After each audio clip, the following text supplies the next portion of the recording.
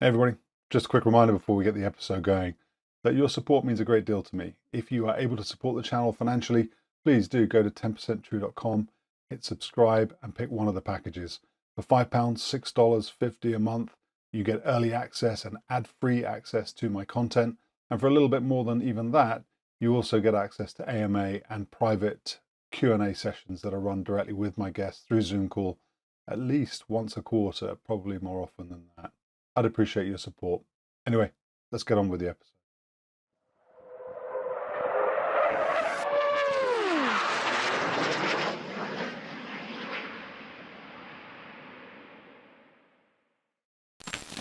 Buck, welcome back to 10%. It's great to see you again. Good to see you too, Steve. Thanks for having me back on the show.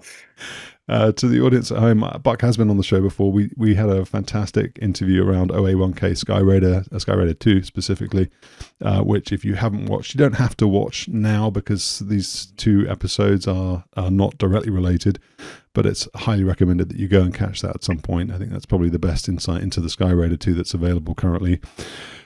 Today, and over the course of this interview and next interview, we're going to talk AC-130, which is this aeroplane obviously behind me. I mean, everybody at home knows what it is. It's making me look like my ears are sprouting wings.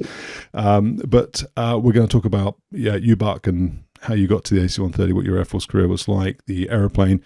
You stood up the AC-130 weapons school, so I'm very excited to hear that story as well. And then, of course, you took the airplane to combat quite a bit, so I'm excited to hear about that too. And then we will, obviously this is going into the second interview, we'll get to the point where we're talking about the future of the aeroplane and what AFSOC's doing and what you think the AC-130's future looks like in general. Yeah, absolutely. I'm excited to do this. I said in the Skyraider interview that you were the most, or I think I said you were the second most difficult guest for me to get. And so Skyraider was kind of a teaser for me. This I've been thinking about since we did that, honestly, because I really enjoyed the Skyraider episode. I thought it was fantastic, and I thought if we can even repeat sort of 50% of the quality of interview that we got from Skyraider for AC-130, this is going to be a right success. So You're setting the bar up pretty high there, but this is something you and I have talked about on and off for years. Getting the story out there, and I'm really glad that it's that you have this particular venue to do it. And like I said before, the long form interview really lets us kind of peel back the onion a bit. And I'm excited to talk about the airplane. I spent the vast majority of my career in it. I love the community, and I love what they do. So I'm excited to get into this. That's great. And one of the things I was thinking before, in sort of the immediate build-up. So today I was thinking, I try not to do too much prep around interviews. I know that that's a bit of a funny thing to say, but I don't want to prejudice it. I don't want to bias it. I don't want to lead it. I just want to have an organic conversation with somebody. But one of the things I was thinking when I was thinking about AC-130 was that, from a podcasting point of view, there are two things I really want to do with the channel. One is I want more foreign Air Force perspectives. I'm very US focused, and that's okay. Most of my contacts are in the US. You guys do the most exciting things, have the best kit, have the best stories, and you have a culture of great storytelling. So it makes sense that that I would be US centric in that respect. But I'd like to try and get other perspectives from other world air forces on, and that's something I'm struggling to do. So if you're at home listening to this and think, well, I know somebody who flew for the Pakistanis or, for whatever air force, and they might be interested in coming on, then get in touch with me and let me know. But the other thing I really want to do is to change, well, not change, but just sort of vary my focus from pointy nose stuff. I mean, there are so many other platforms that are involved in air warfare that have been involved and been pivotal in the execution of air campaigns over the last 20, 30 years. Again, it's not really by design. It's just because those are the people I know. It's pointy nose guys. I've always written about pointy nose stuff. When I've tried to write about things like AC-130, my sources have not been very compliant. Have been quite difficult. So it's good to be able to provide a different perspective from a completely different platform from the usual sort of pointy nose thing. So that's exciting for me too.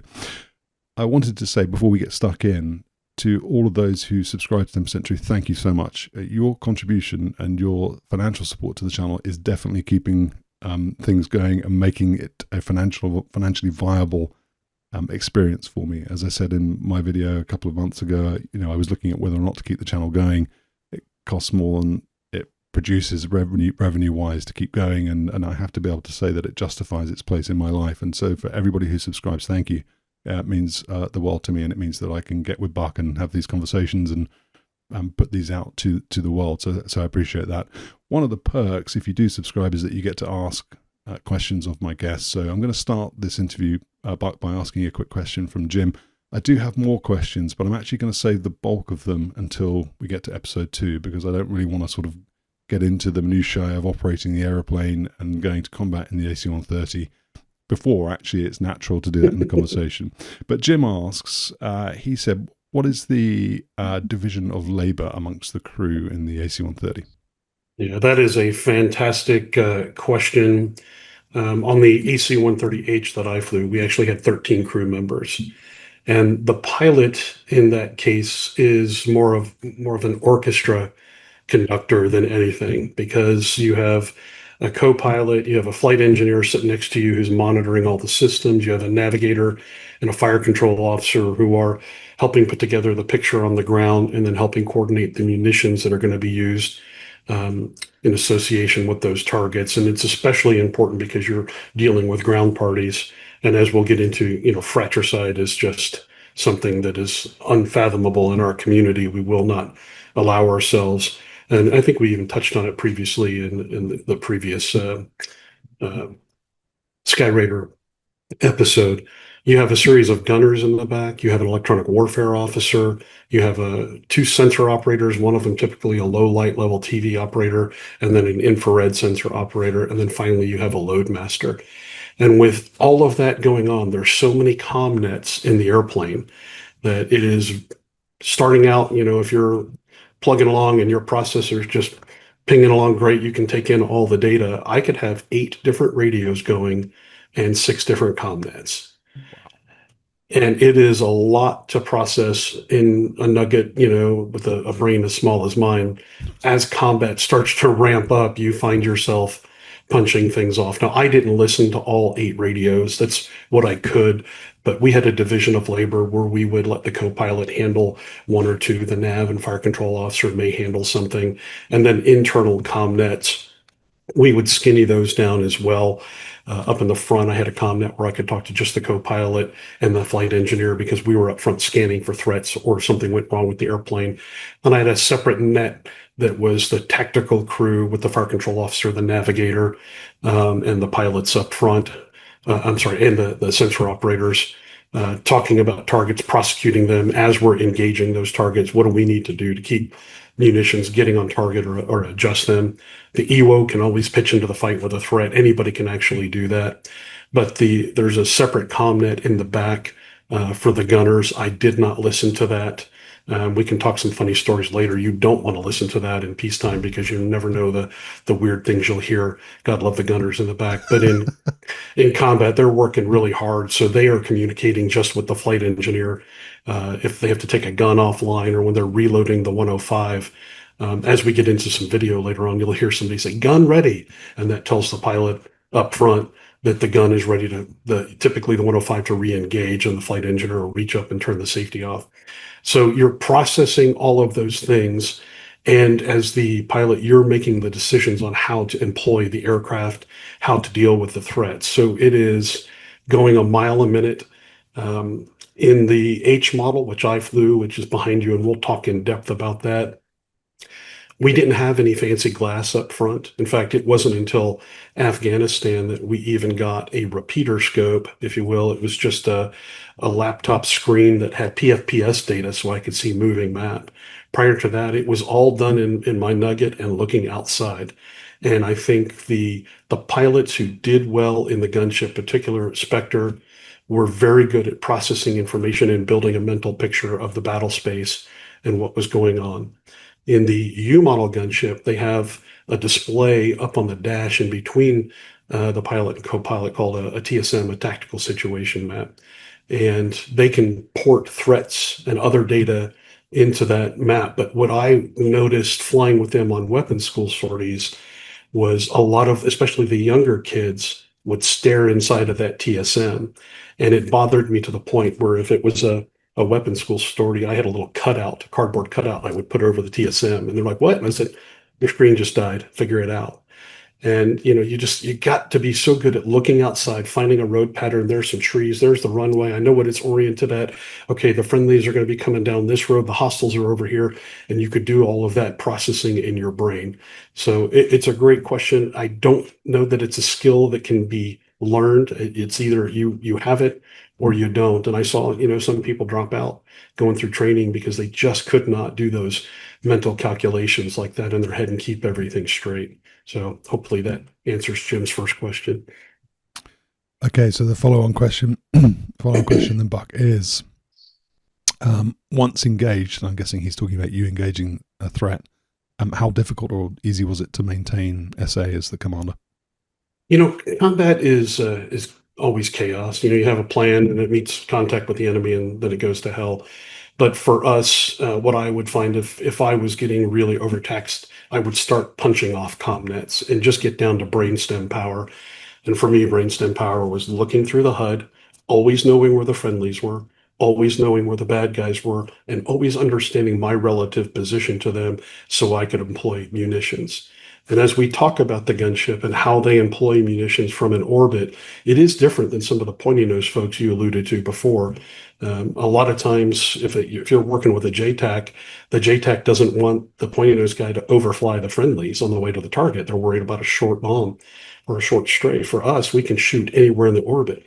However, you have to understand what your munitions do and where they throw frag, especially when you start to shoot closer and closer to friendly forces so that you're not putting those guys in harm's way.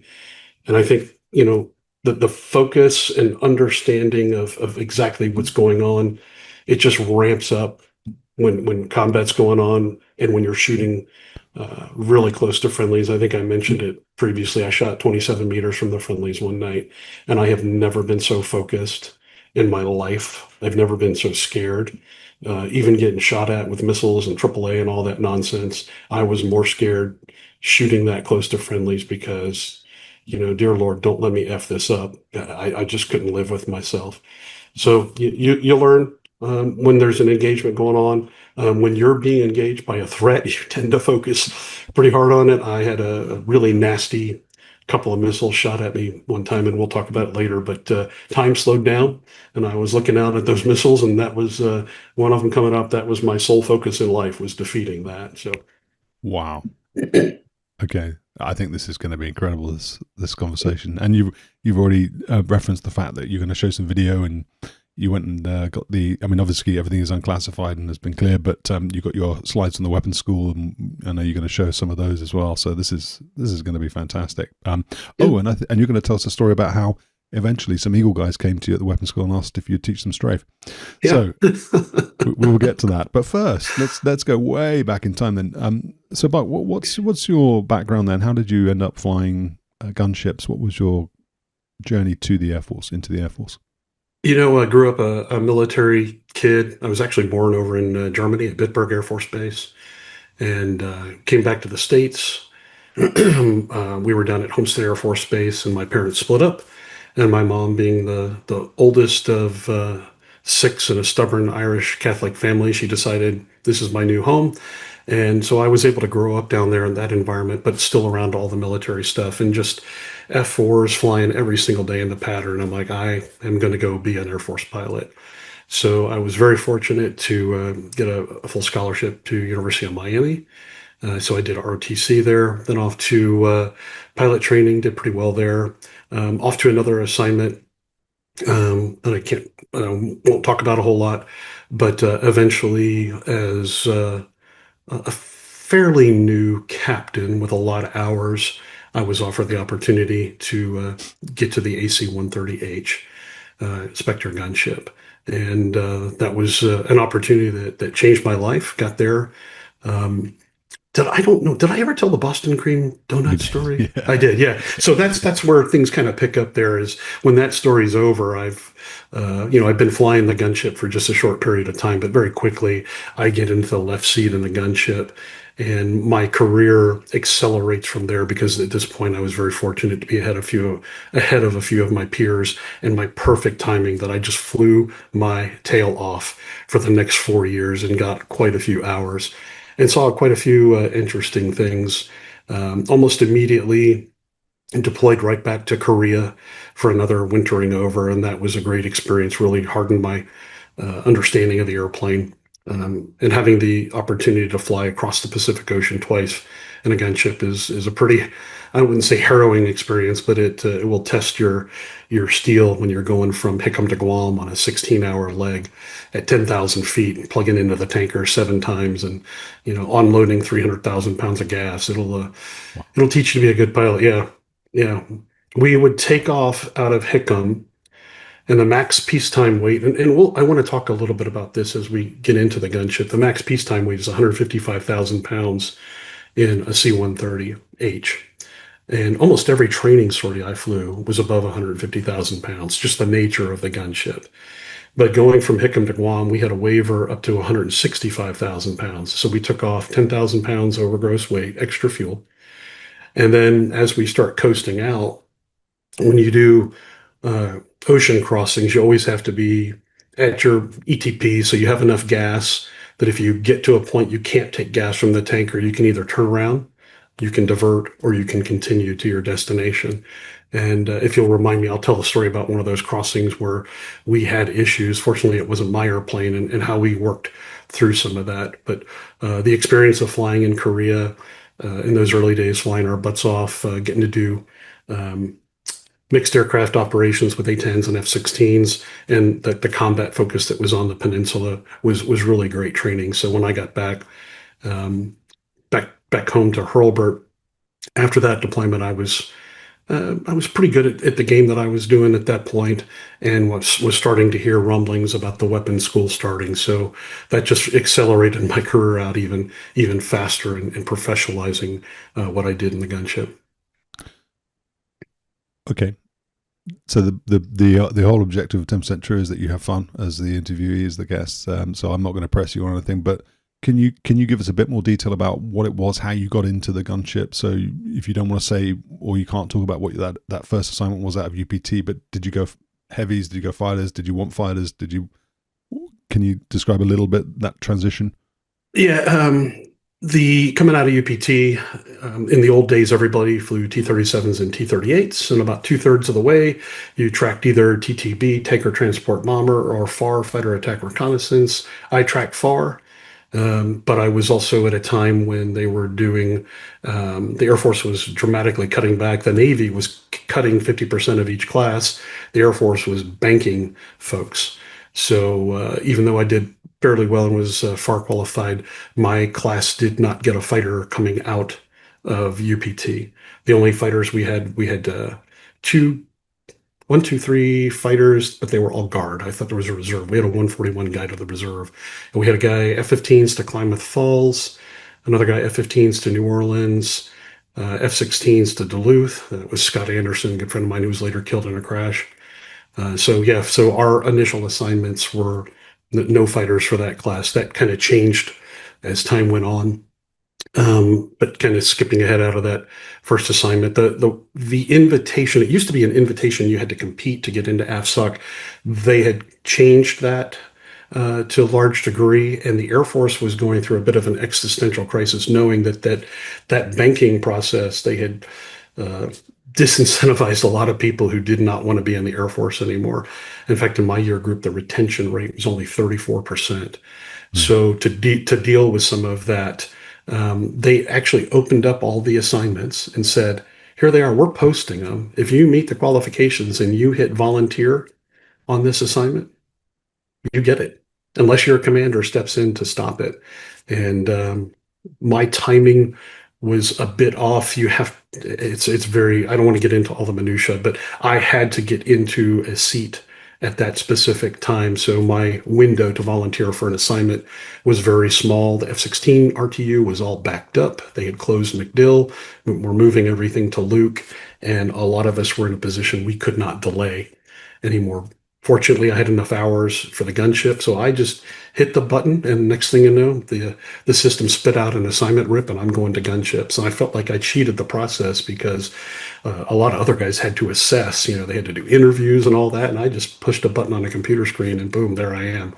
But fortunately, it all worked out for me. Can I ask you a couple of questions around that, Buck? That I don't want to be insensitive, and from everything I can tell about you, you've had an incredible career. You've done very special things, and you've been hugely successful. So I asked the question with that in mind. But were you disappointed you didn't get to go fighters? Oh yeah. And did that stay? Did that disappointment stay with you through your career? Is there a point at which you shed that? Yeah, I shed it. I think when I got to the gunship, yeah, I was disappointed, and I was actually determined to get out of the Air Force. Even though I'll kind of skip forward just a little bit, even though my career went very well in the gunships, I had decided that when my time was up, my time was up. They had gone back and worked a special deal where they were going to let people go into fighters later on, and you could meet a board. And within the AFSOC community, the one group commander at the time stopped it for me from happening. And I'm like, are you kidding me? Now, I had a waiver from the chief of staff of the Air Force to compete, and this guy just gave me a crappy evaluation, mainly because I was brand new to the gunship. And I'm like, I'm going to shoot my shot. But yeah, it was disappointing because I knew I had met the metrics and all of that, and I wanted the opportunity. Looking back on it, I let go of it at that point, and it was the best thing that ever happened to me because I found a home in this airplane. Um, uh, I don't want to be ego driven, but I was decent at what I did in the gunship, and it's where I belonged. So things just have a way of working out. I don't know what your faith is, but my faith kind of told me, hey, this was the plan, and I'm so glad that I did it.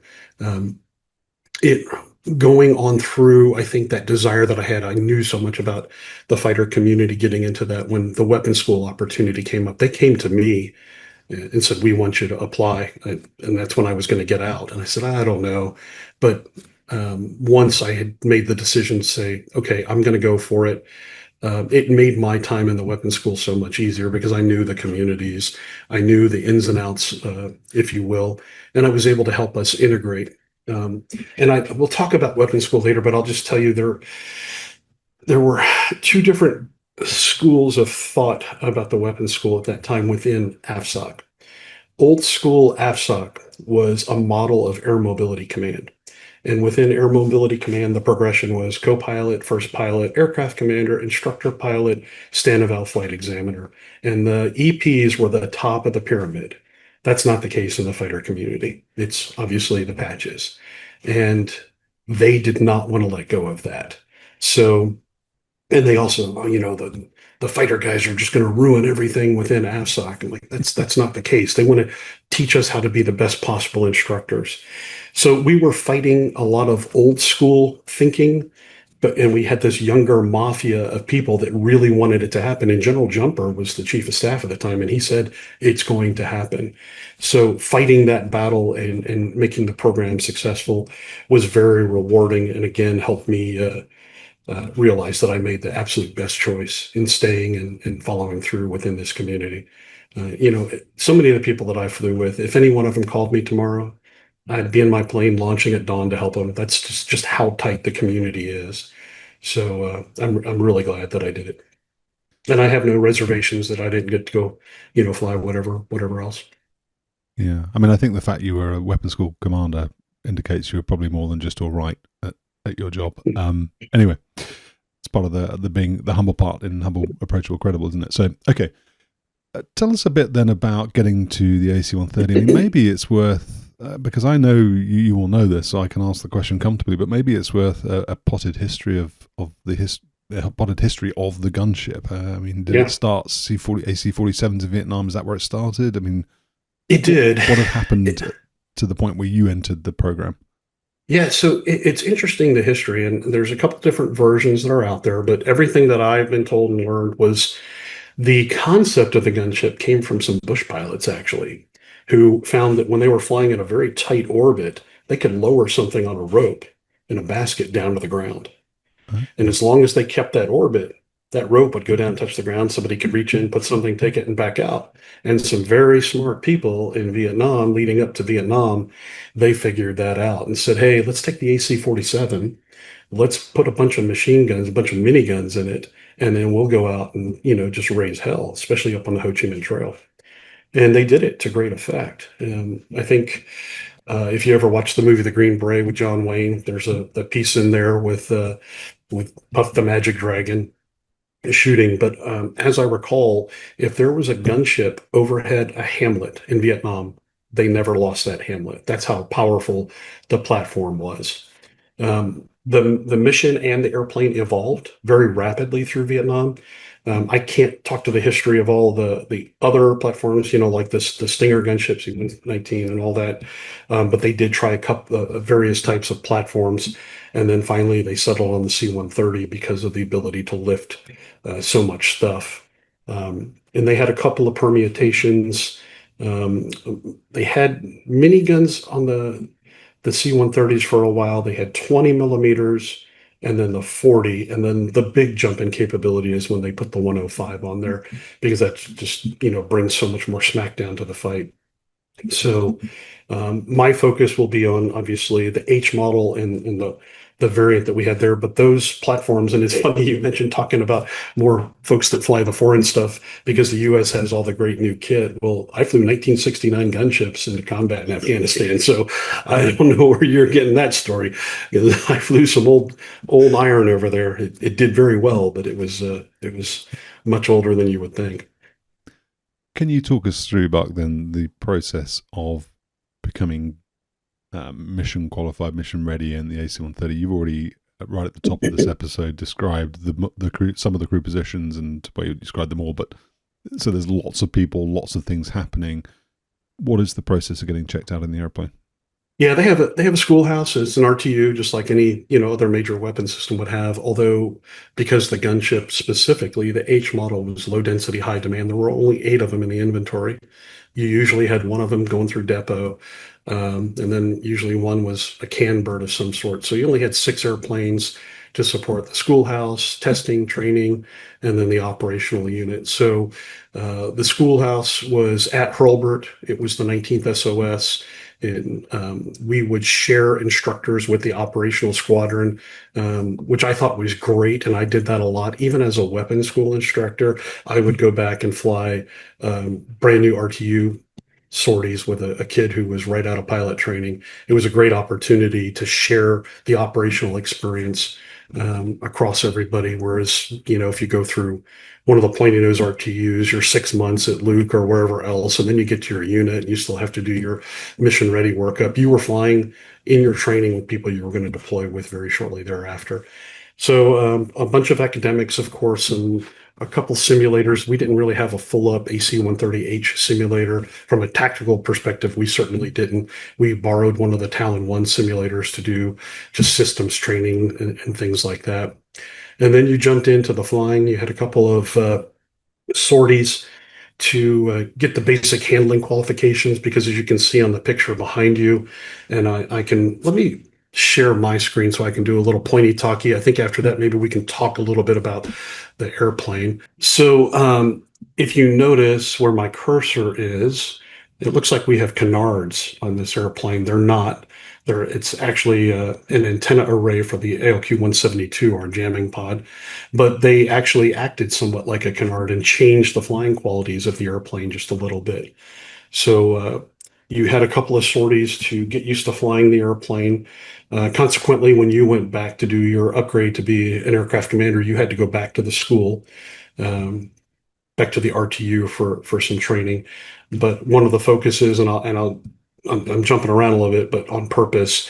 I mentioned that all of our training sorties, or almost every single one I had, was at a very high weight, over 150,000 pounds. So engine performance, specifically losing an engine, was a big deal. And we did a lot of engine out training.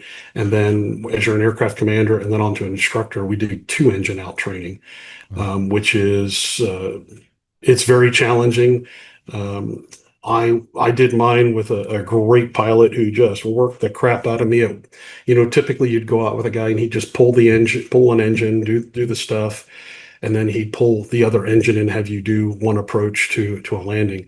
This guy did not. He did every possible combination from two engines out on the same side to split throttles where it was 1 and 4 that was out, or 2 and 3. And how would you manage the ergonomics with your hands inside the airplane? And on a hot, humid day in Florida, two engine out is a big deal.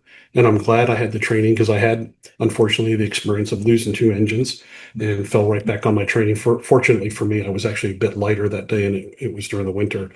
So, yeah, very, very intense training, I thought, going through that. But you did that, and then you got into the tactical portion of your training. Typically, everybody starts off as a co-pilot. So, as a co-pilot, you're really helping the aircraft commander employ the airplane, but you're really the altitude and airspeed control officer, especially when you're on orbit. And let me drop down here. Here's kind of a depiction of, hopefully that'll play, of what the orbit looks like in the AC-130. But on that orbit, you typically will engage the autopilot, just the elevator portion. And the ailerons and the rudder are left to the aircraft commander, and that's how you do all your fine-tuned flying when you're employing munitions. And the co-pilot, we have a display called a PDU that was up in the front that gave you airspeed deviations of 1 knot and altitude deviations of 10 feet. And it was important that you keep it as close to zero as possible. And that was a challenge for new people in the airplane, a 1 knot speed differential. I think the only other community would probably be the U-2s that took the airspeed as seriously as we did. And that's because 1 knot of airspeed variation could translate into 60 feet of miss distance on the ground. So the co-pilots would just sit there and just slowly work the throttles back and forth. It was like they were playing a piano. And if they were high, they might, pull, excuse me, just the outboards back a little bit. If they were low and needed to bump up 10 or 20 feet, they would just push the inboard engines up because they weren't just adding a little bit of speed. They were helping to blow the wing with a little bit of lift, and it would just pop up enough. So, yeah, our co-pilot spent quite a bit of time focusing on that. And then understanding in the tactical mission how you were employing, and I've got another picture. Whoops. These are obviously all the variables that you had to deal with. So understanding they, how to manage them, how the things you were doing with the airplane impacted your accuracy. Now, it's important to know that in the H model, our two bigger guns, the 40 and the 105, both sat on hydraulic mounts. So what that means is the gun and the computer can move the mount fore and aft, up and down to make up for any differences in airspeed or altitude, those deviations that you have. We still wanted the co-pilots to be as close to zero as possible, but the accuracy we had was because we had the computers that can compensate and move the guns. With the 20 millimeters, when we had them on the H model, you didn't have that because they were physically bolted to the floor, and it was all Kentucky windage.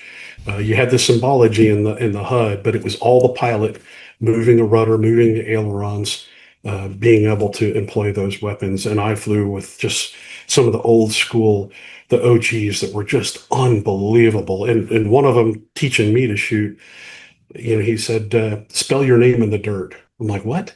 Because if you can spell your name, you will have that fine muscle memory you need to make ever so slight deviations or adjustments so that you can shift where the gun was pointing. And he was right. And I'll talk about some of the different gun modes as we go on, but you can see here the gunship, when you're flying in that orbit, a lot of things are based on that bank angle that you have. What that helps decide is the radius of the circle that you're flying. So if you're flying steeper, then you have a smaller circle. If you're flying more shallow, you have further standoff. Further standoff can mean less accuracy, but it can mean more safe room from a particular type of threat that might be out there. So we managed all those different variables when we were shooting a target.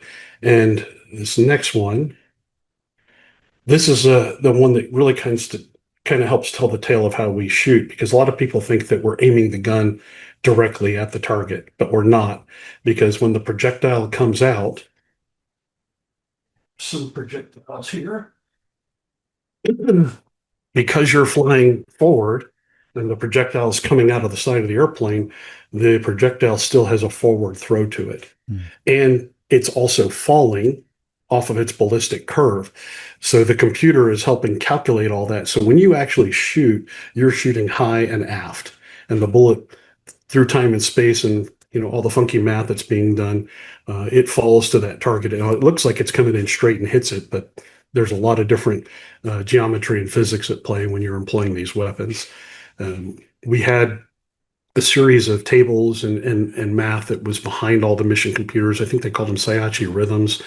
The story was the guy that did the original computations. He could only do one set because he went crazy after that, because it was so complex trying to figure it out.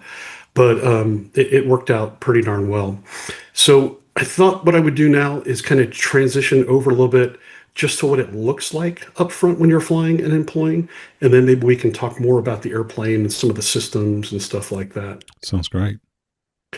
All right, so I'll come back to this one later. This is the modern setup where you're flying with the helmet mounted sight, but I do have a picture to talk about that, and all that symbology would be here on this visor.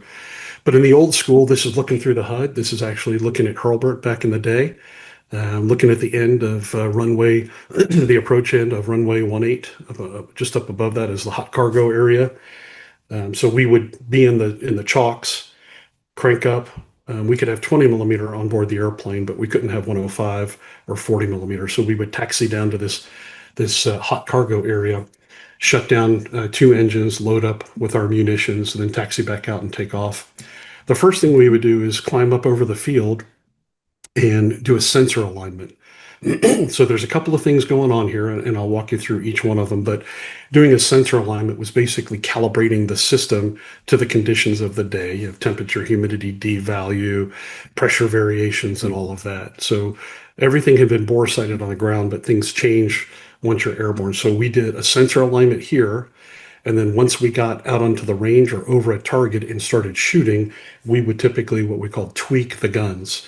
So we would shoot typically every 60 degrees, take a measurement if you're high or low, enter that back into the computer, and then it would help zero it out. But in this case, whoops, I think I went forward. So yeah, here's another angle. So hopefully you can see my cursor. This diamond right here is what's called the primary aim line. And this symbol right here is the CCIP. Everybody knows what a CCIP is, constantly computed impact point. It is, I don't know why we're moving here. Because the guns were trainable, that is not necessarily where the round was going to hit. When you see this CCIP, in that case, if you're auto trainable, the system is aiming at that diamond, the primary aim line. And that CCIP is helping you visualize where your orbit is, because at altitude, the winds are not calm. I've shot in 65 knot winds, so what should be a perfect circle looked like a giant egg. So that's helping you manage it. If you look, it's a little difficult to see, but those little dash marks, that's the standby reticle. So if all else failed in the gunship, you could kill all the symbology and just have a standby reticle for doing old Kentucky windage shooting. I always kept that standby up. And as I did a sensor alignment or a tweak, I always took note of the values in my little brain bucket so that if I lost something, I could easily revert back to that. People used to give me crap for it. Like, I don't care. Luckily, I did it because in combat, I lost everything and had to shoot using that method. And we'll talk about that later. What's the big box? That's the trainable box. So what that's telling you is that is the ability of the gun to maneuver and still hit a target within that range at the altitude that you're in. And I don't know why that keeps moving like that. I'm going to take my finger off the cursor there.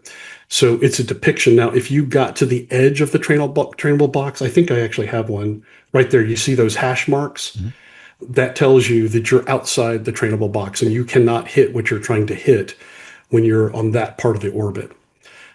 So let me come back here for just a second. This is probably the best one. If you look on the right, that's our bank angle. Pretty shallow right there, probably dealing with some winds or getting back on target. But the one to really note is on the left side. You see that W, that little water line? Yeah. Okay, so the vertical line is telling you where you are in relation to the orbit. So are you inside, outside the orbit, or dead on? In this case, he's just outside, which is okay. He was, like I mentioned, probably dealing with some winds right there.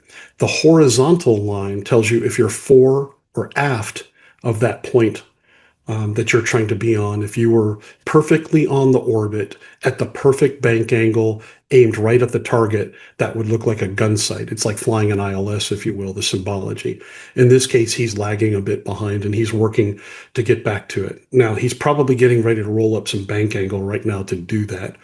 Um, and then if you follow down below that, um, that's telling you what the primary sensor is, in this case, TV. And then you see the T5D, that means it's trainable, number 5, in direct mode. And we'll talk about some of those modes later on, but that in this case, it means the spot that you're, the center point of the orbit is also the direct point that you're aiming at. We had the ability, thanks to some great software engineers later on, to set an orbit in between two targets, let one sensor handle one target, the other sensor handle the other at the same time. We would engage, called dual target attack. Wow. So yeah, it was fantastic what the engineers did, and this it was important for you as the pilot to understand exactly what mode you were in, because seeing um, this right here tells me whether or not I have a hot trigger. It tells me whether or not I'm within limits to engage a target. If you were in a manual mode where I was just shooting off the standby reticle and the gun was armed, if I push the trigger, it's going to go off. In this case, it takes consent from both me and the primary sensor to make the gun go off. So a lot of safety concerns and data that you derive from this that tells you a lot about your position.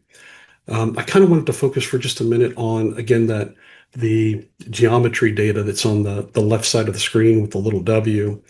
If you were following like a mover that was going down a road, which we did quite a bit in combat, well, actually, I guess we did it in training as well. You know, if the road's banking in, banking out, that's how you knew as the pilot, because you couldn't always see exactly what they were tracking, but you could see the geometry, and you would see the line start to come back to the right. It's like, okay, I got to maneuver the airplane so that I don't overfly, you know, and I start uh, masking the sensors, particularly the TV sensor, with the fuselage of the airplane. So again, you derived a lot of data from that, and then where that horizontal line is, if I was going to say shoot a mover, the preferred method is usually obviously either shoot from directly behind or directly in front.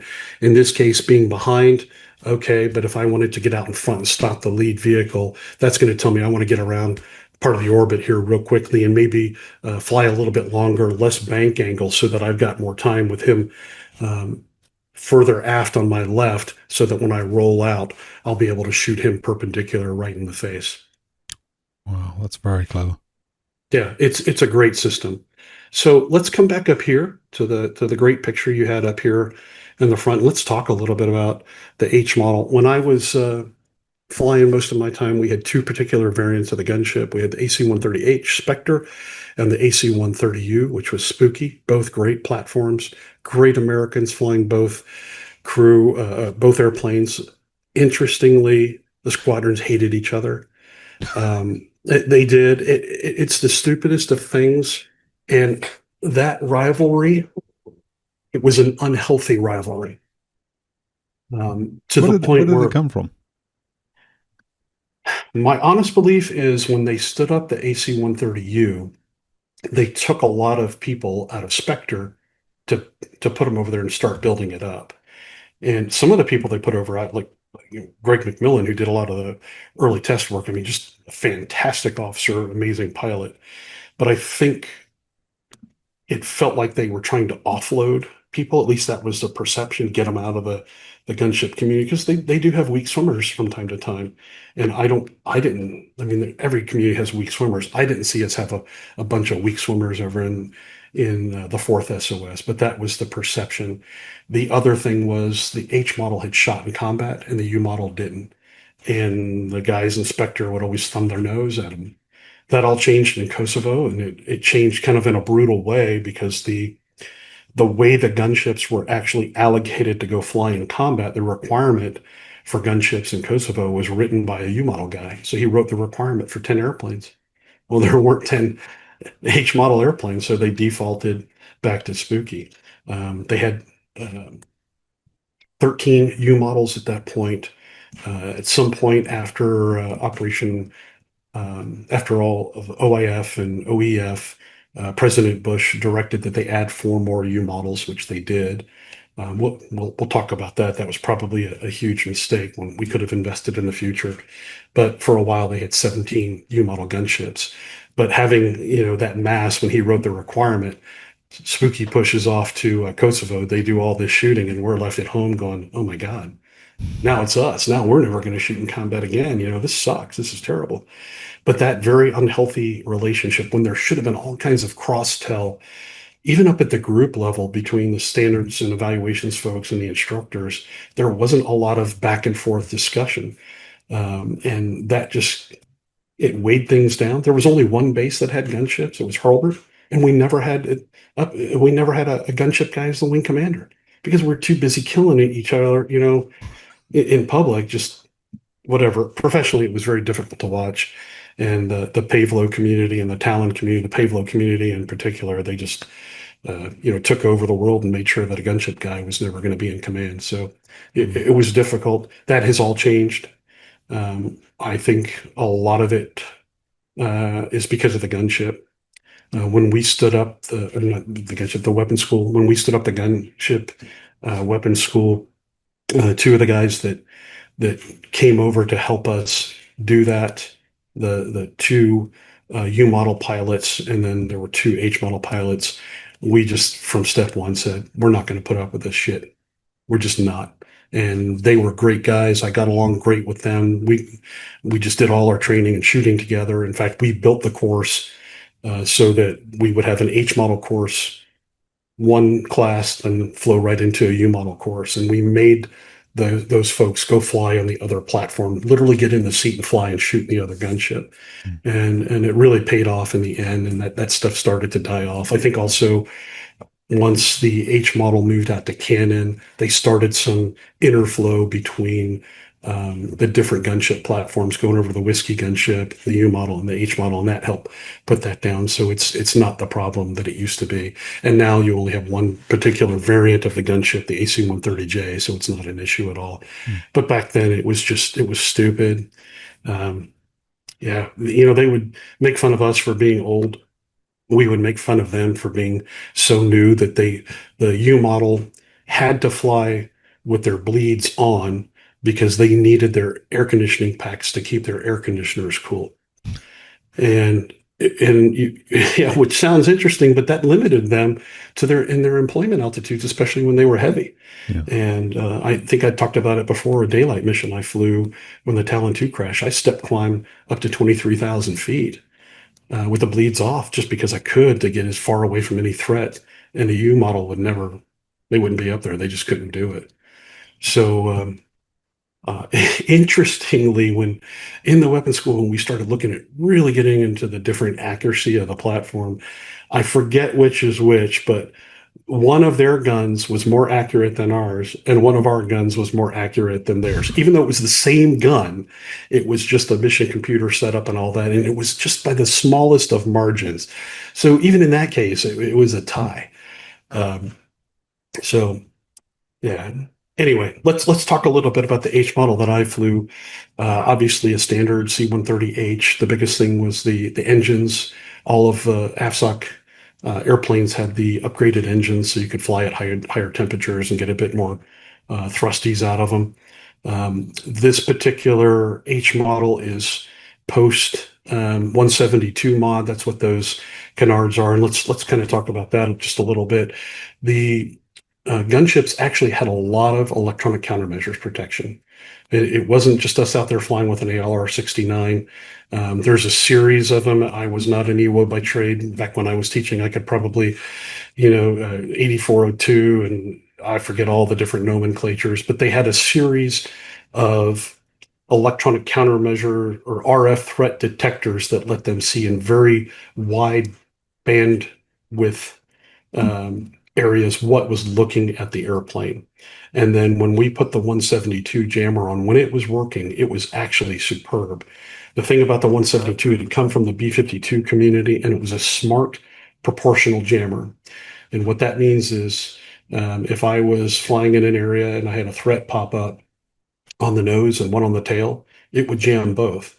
And based on the data that had been loaded into it, it would put more energy, more of its output energy on what it thought was the higher threat. And the instant that threat went down, it would then channel all the energy to the secondary threat. The 172, like I said, when it worked very well. To supplement that, you can see he's pitching out a bunch of flares. We carried a boatload of flares and a boatload of chaff. We carried 360 bundles of chaff. Well, that sounds like a lot, right? Yeah, but every time we pushed the button, we pushed out 30 of them. Wow. That's because we had the RCS of a C-130. And you got to put a lot of chaff out there to try and hide, a C-130. So the purpose of all those systems was not to make the gunship a penetrator. And when we get into weapon school stuff, we can talk about trying to do some penetration, low level things like that. But it was really to deal with that pop-up threat that you stumbled upon that was suddenly engaging you, and you didn't have seed to help you. It was to help you get out of that WES and then run away as fast as you possibly could. So it was very likely that if you were engaged, you were going to get rid of all your chaff in one engagement. So, funny story time. Anytime I think of chaff on the gunship, I think of one of our weapon school sorties at Nellis. We were out there, and it was our initial graduation, so we had both H models and U models. And if you've ever seen an LFE for a weapon school push or a red flag, it's a big deal. 200 plus airplanes in the air at the same time, two runways at Nellis. They manage it down to a T, and the heavies are going to launch first and land last because they have more gas. And we're taxiing out, and I think I was lead. I believe I was lead, and we were parked on the DOE ramp, which is on the opposite side of the main base Nellis. They had us operating out of there. And we had to taxi all the way down to the other runway. And we're taxiing, and all of a sudden, the ground controller and tower pops up. It's like, what's going on? Who's dumping chaff? Somebody dumped chaff on the airfield. And I'm like, oh my God, please don't let it be me.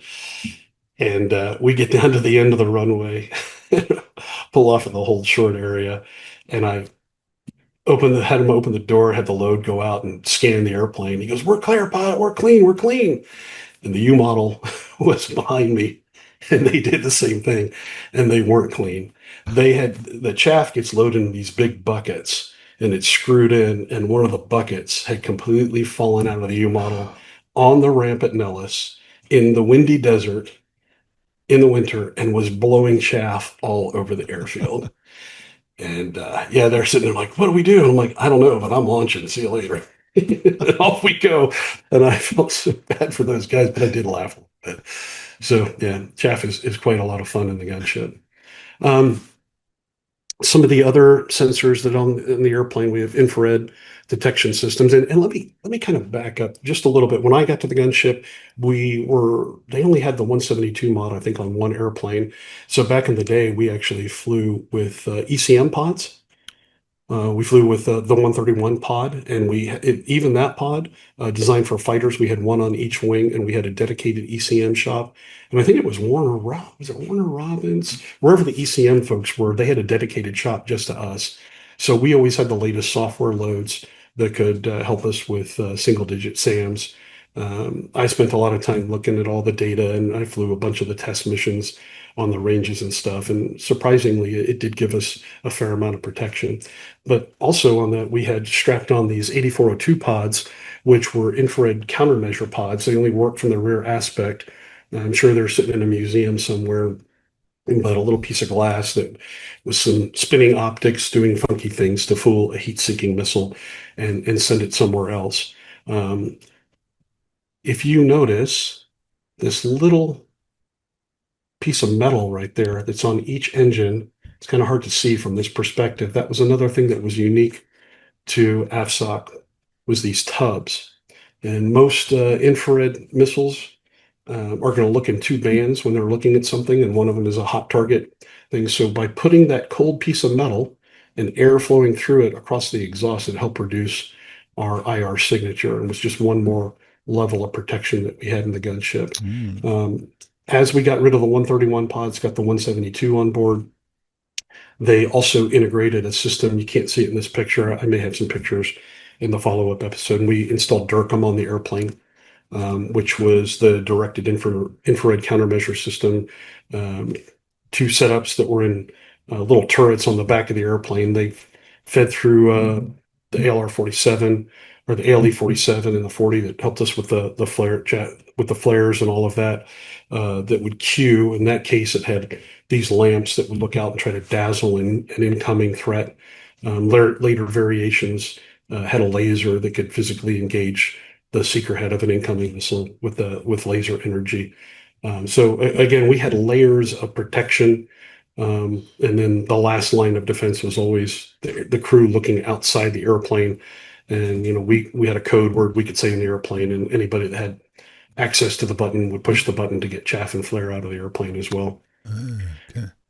Did everybody have access to that then? No, Okay. no. The electronic warfare officer, um, the load master, and it's interesting in the gunship, the load helps the gunners with certain things that they're doing, but in combat, up on the ramp of the airplane, there is it looks a lot like if you ever seen a KC-135 boom operator sit there, they're laying on their stomach looking out the back, and they have their glass. Well, we had a little glass bubble back there, and our loadmaster would lay on that couch and scan out behind the airplane. And on multiple occasions, I had loadmasters see AAA or man pads that were launched on me because everybody's focused out the left side of the airplane trying to engage the target. And we did have a right scanner. He or she would be looking out their window, but the load had such a great perspective. As we're in the orbit driving around, they could see things that were happening outside the orbit. And I would have loads chime in and say, "Hey, sir, a whole bunch of lights just came on over to the east in this compound, that's east of what we're engaging." I'm like, okay, take a quick look at the map, what's going on over there. And next time we come around the orbit, we'll be careful. And sure enough, they would be over there teeing up some sort of AAA to engage us. So having a couple people that weren't totally focused on engaging a target, but were more focused on protecting the airplane really helped us. There's up on the nose, I keep going to the wrong picture, sir. Okay, so we had an infrared sensor up on the nose as time went on. We just had a fantastic setup on the H model. This infrared sensor was superb. And then I'll find another picture, but on the U model, right here underneath that forward wheel well, they would hang their low light level TV. For us, the crew entrance door on the H model, we didn't have it. It was all sensors and lasers, rangefinders, illuminators, and all of that. As a result, we had a massive low light level TV system that they had upgraded that was superb. I believe at one point, the U model system that was in a turret was actually declared combat ineffective. It was just complete hot garbage. So I know the command dumped a lot of money into getting them a much better sensor. As time went on and Westcam became more popular, everybody got the MX series, which greatly increased the capability. So the 20 millimeters, if you can see my cursor, they would Yeah. be right there. Unfortunately, much to the chagrin of the pilots, we had a navigator as a squadron commander. He's a good man, retired as a 3-star, but he took the 20s off. He had a good reason. The 20 millimeters, they were the Vulcan cannons off the pointy nose jets, but they tended to ballistically lose enough energy that they just weren't that effective as we started stepping up in altitude because of the threat. And with the proliferation of man pads, we had to keep going higher and higher to give ourselves more reaction time to deal with that threat. So he took them off. The pilots loved it because, as I mentioned before, they were bolted to the floor. And, it was old school gunnery shooting those things. Mm. So we took those off the airplane. We actually put more ammo racks up in the front of the airplane to help with the center of gravity. Um, and we doubled the amount of 40 and 105 that we could carry by getting rid of the 20s. But the 20s were just fantastic. There was the way they were bolted to the floor, and they were actually detuned from 5,000 down to 2,500 rounds per minute per gun, but still they were just slinging lead like crazy. And they would dump their shell casings inside the airplane, and as a result, they had built like this tray inside the airplane. And one of the gunners, there's a patch out there on the internet called shovel qualified, and it was like a grain elevator or a snow shovel, not a grain elevator, a shovel or a snow shovel. And as that brass was coming out, they were just scooping it as far as they could out of the way because so many rounds were pouring into that bin. And then once you stopped shooting, they would take it and scoop it all up and into a barrel. So that was kind of a rite of passage as a new crew member coming to the gunship. When you did your initial training, you had to go work the shovel just to know what those guys were doing back there. But when you shot it as I mentioned, this crew entrance door doesn't exist on the H model, so we couldn't pressurize. The U model could pressurize. We couldn't pressurize, but when we shot, a couple of things happened because we're based in Florida, right on the Gulf. The guns were usually heavily oiled, so as the gun started to heat up, that oil would burn off and generate a lot of smoke, and then just the gun gases, they generate a lot of smoke. Well, when you're flying in the orbit, it just worked out that smoke got sucked right into that crew entrance door. It would flow into the fuselage, and magically it would go right up the elevator. And if you're sitting there looking through the HUD, you could just see it just come right over the top of your nugget and just right down there. And then you got a whiff of it. And man, it was awesome. It was awesome to hear that sound, knowing you're throwing out between the two guns 5,000 rounds a minute and that great smell. It was Murica. So we were sad to see that go away. Um, we had another sensor. It was removed when they put the 172. It was in this position right here. And for the history buffs, it was really cool. It was called the Black Crow. And what that sensor came about because the gunships were used extensively going after targets on the Ho Chi Minh Trail in Vietnam. And they discovered early on that the ignition system on Russian vehicles had a very distinct signature. And they developed a sensor that could see that signature and identify it through the triple canopy layer. So we could detect that target, put it as a point, and just start wailing away through the trees, to engage targets on the ground. Obviously, that went away when everybody got electronic ignition, but it was this big bubble that sat on the side of the airplane for a very long time.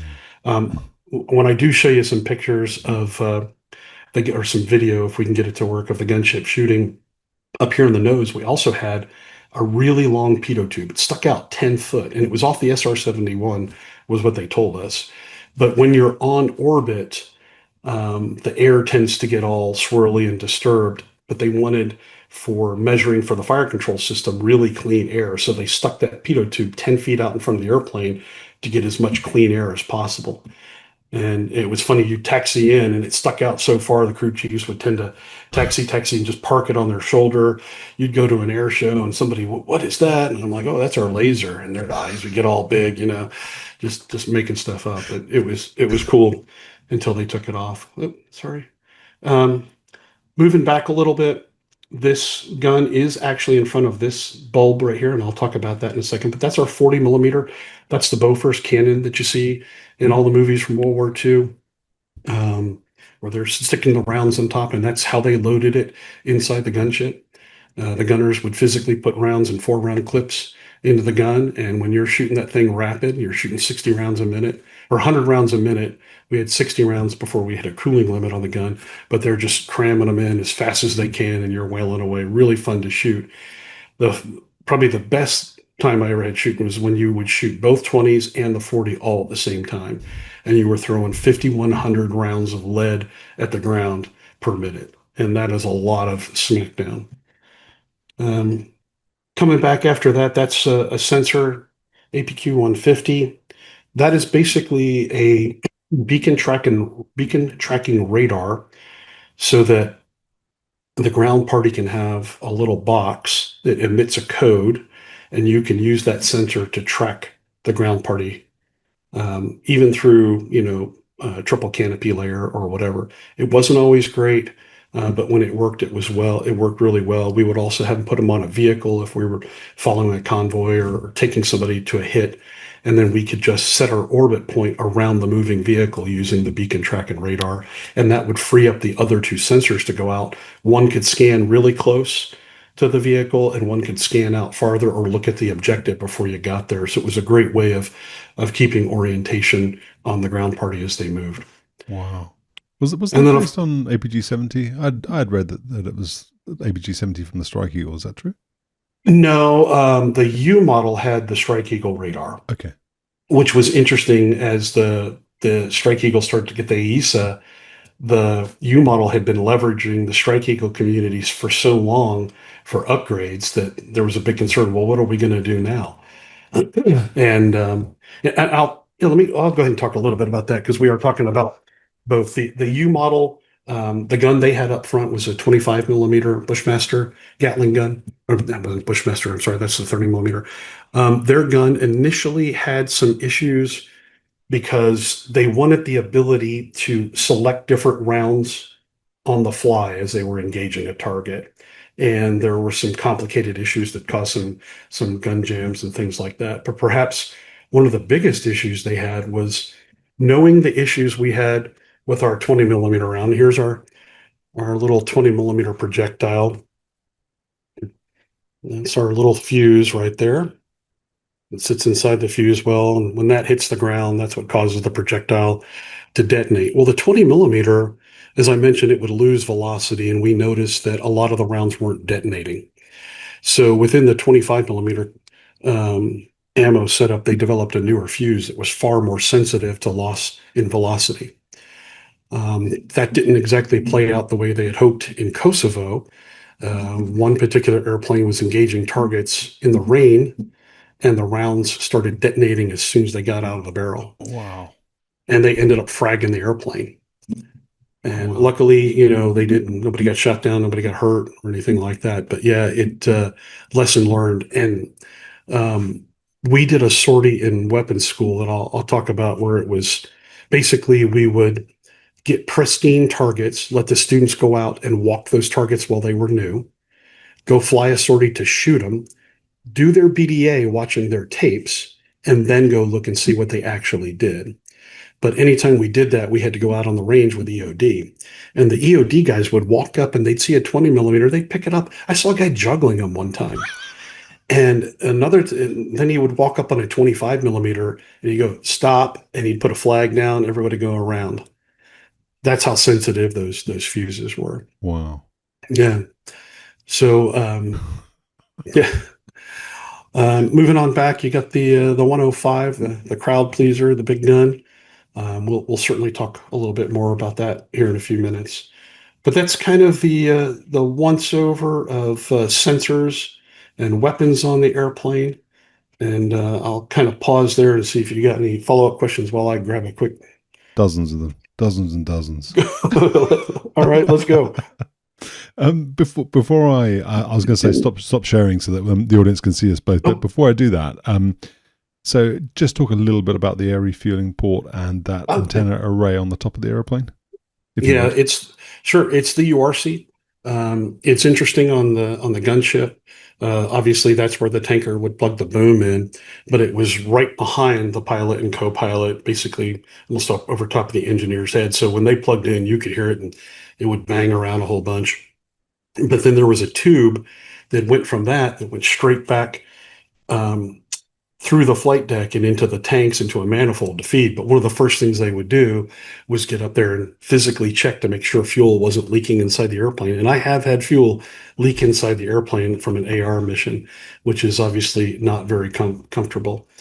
Wow. Yeah, but that really, obviously we could stay up for as long as we needed to with those aerial refuelings. I took one I flew it's still a classified mission one time where I refueled to 174,000 pounds. So that was all the gas I could get on. That's as much as like the airplane would tolerate flying. There were missions in Afghanistan where I'd get up on the tanker and as soon as you plugged in, you're just like, I got it firewalled, and I still can't hang it because I think it was 10,000 feet flying one of the AR routes along the Pakistan border. At 10,000 feet, it was 70 degrees. That's how hot it was down on the ground. Wow. And the airplane is just like, yeah, I'm giving you all I got. So we would ask the tankers to toboggan. And by toboggan, that means they would set up a 300-foot descent. And that would give us enough advantage to get in there, move back and forth. And we're taking such a large fuel load. We could take 40, 50, 60,000 pounds of fuel. Our CG would change, so the aerodynamics would change, the lift, you had to trim and all that. And the tanker guys, I hate that they get grief. I told the RPA story at the end of the light attack thing, but the tanker guys, I just had the utmost respect. I flew, um, it was the classified mission when I was going up to 174, and I had to get the gas to get to the target.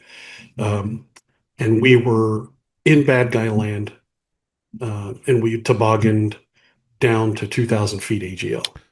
And Really? I'm like, what the hell, man? He has steel balls because I've got chaff and flares and I can shoot back, but you are just a flying gas station. And Wow. he went all the way down. It wasn't 2,000, maybe it was 3 or 4,000, but he went down way, way low. And I'm just like, my God, man. And then another time, I think it was the night a wedding party or the Talon 2 crash. I needed emergency gas. I was really short, and the tanker just blasted straight to me, and we just set up basically a combat rejoin. And the way the guy did it was absolutely perfect. He knew I was short on gas. He blasted at me at max speed, did the perfect slowdown, did the turn like 20 miles in front of me, this big giant turn, and dropped his flaps. And I just rolled up right underneath him and plugged in no time. So I have nothing but great things to say about the tanker guys that I worked with, Wow. especially those in combat, just balls of steel. So, I really want to ask you about the combat, but I'm going to hold off. We'll do combat next, which may be the next I, episode. Probably will be the next episode. But okay. So loads of questions. I mean, that's just a fascinating little sort of walk around of the aeroplane. So thank you for doing that. So the first question I think probably is kind of an air show question, but it's probably the question that most people want to know, which is how do you fire the guns and what's it like when you fire the guns? I've read that the airplane jumps sideways. What is the experience? yeah, that is a great question. Everybody at the air shows asked us, and the gunners, they're just jackasses sometimes. Right over top of the 105, there's this little tiny window. It's like a little port. It's like maybe 5 inches and it's only like 3 inches tall. And at air shows, they would take a grease pencil and draw a gun sight. And they say, oh, yeah, that's how we aim and shoot the guns. That is not how the guns work. So, in essence, let me kind of walk you through finding a target in the process of engaging one. So, let's say a ground party calls in a target. We would never just slave to a set of INS coordinates or GPS coordinates, whatever it was. That's not how we do business. We would always require a target tuck-on. They could pass the coordinates, but we are going to confirm it with a road pattern. There's a field, there's a bridge, or whatever. Because there's always target location error. And if you slave to the wrong thing and just start throwing down munitions, you're going to kill somebody. So we had a very deliberate process to confirm our target. Once that was there, we would confirm that a primary sensor was tracking it. A lot of times they would drop a point, store it in the computer so they could move off of it if they had to. But once the decision was made to engage a target, we had 4 modes that we could use to engage a target. The first one being what the gunner, not the gunner, but the attack crew would say would be the most accurate, I beg to differ, but would be auto trainable. And what that means is the sensor is tracking the target, the computer adjusts the guns to aim at that target. The gunners would bring the guns up online, whether it was the 40 or 105. The navigator would confirm the target. We go through a litany of discussion, and nav confirms clear to fire was, the last bit of verbiage that would happen. The pilot would say, pilots in the sight Arm 5 or Arm 6. And even though we had only two guns on the airplane, it was the lineage we kept from the history of having 240s, the miniguns, the 105, or excuse me, the 40 and the 105. So the number 5 gun was the 40, the number 6 gun was the 105. Once the gun was armed, I would make sure that I was on geometry, the symbology that we looked at before looking at the HUD. And then I would come on the trigger. The gun did not go off at that point. That was basically me making sure that I had all of the parameters met.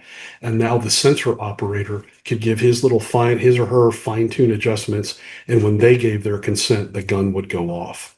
So that's why it's like managing an orchestra. You had to have everybody working on the same sheet of music. Once the round would hit, they would give the primary sensor would give a shot call, 2 aft, 1 low. And what that meant was the round landed 2 mils aft and 1 mil low. And either the FOCO would put in a correction, they didn't. Typically, it would just be the sensor would then offset to make up the difference. Because if you start fat fingering things in, you can inject error. It's so much easier to just do what we call 2-shot, would be move 2 forward and 1 high. And guess what? The next round's probably going to hit pretty damn close. The system had a very good accuracy. It was advertised as 2 mils. Airplanes are all retired now. I don't know what's classified, what's not classified, but it was better than 2 mils.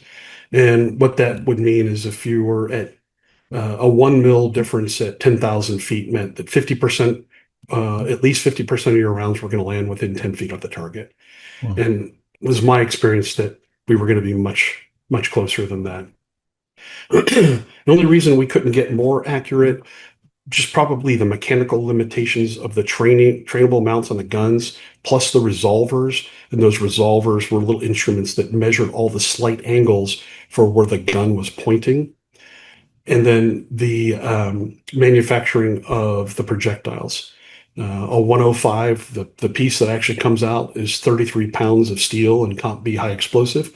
And there's little defects and stuff on the outside of that projectile, which are going to change our aerodynamics going down to the ground. But we very quickly were able to prosecute most targets with that 2-shot technique and saturate it with munitions. Now, let's say some things start to degrade in the airplane and they're not working properly.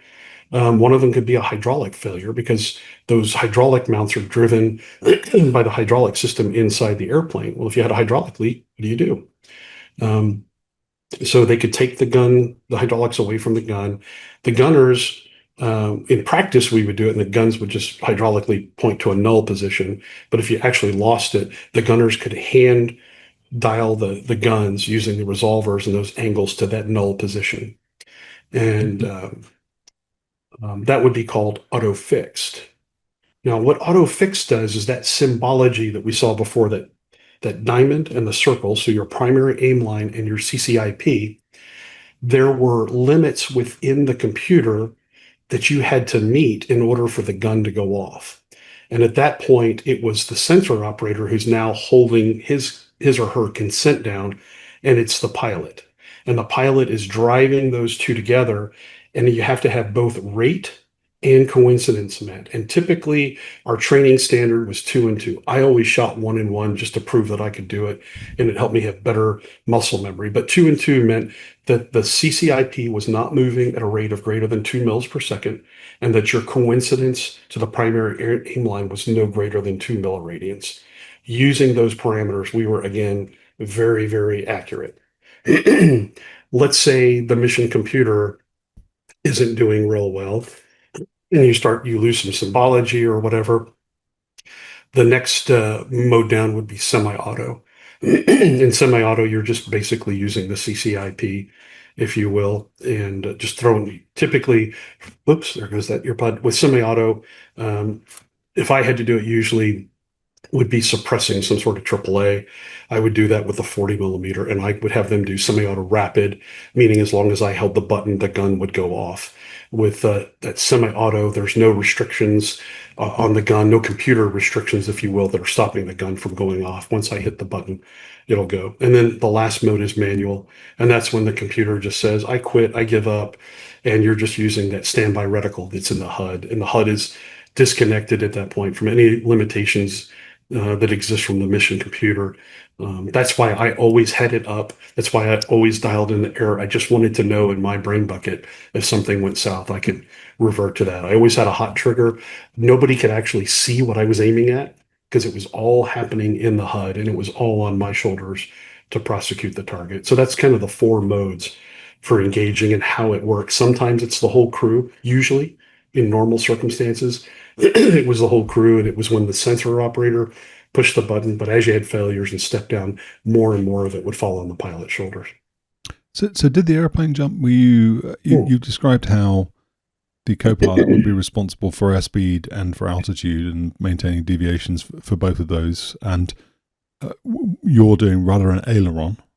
So what is happening when, I mean, the 105, when that's firing, does that have a bigger effect than before they took them away, the 220 mils firing at 2,500 rounds a minute each? Which ones did you really feel? And as the pilot in command, what's it like to fly through the process of actually engaging a target?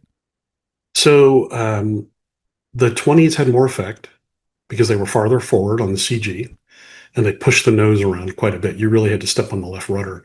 And I would always hold a little bit of pressure. And that allowed me, if I had the pressure, I wasn't chasing it, if that makes sense. So once the gun started going, the nose started to slew, then I already had pressure and I could bring that back in. The 105, when it went off, it was very loud and it was like a big boom. The airplane would move, but then it would move right back. You didn't have to make any corrections. And everybody thinks, oh, the tail slides out. And no, it was just boom, it's over. You're right back on target. The 40 felt like somebody was taking a hammer and slapping the side of the airplane. So let me share with you two quick stories that'll kind of put some of that into perspective. We were doing a test on some new 40 millimeter rounds. I think this was like 2001 or 2002.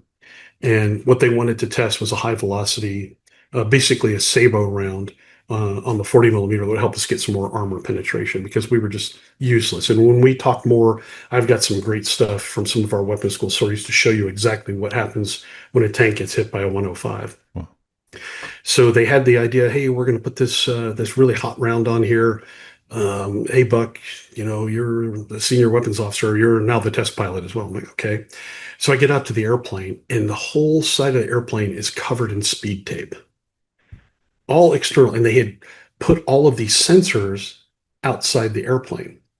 And the reason for that, actually, it wasn't the sabot. It was the 30 millimeter. That's what we were testing.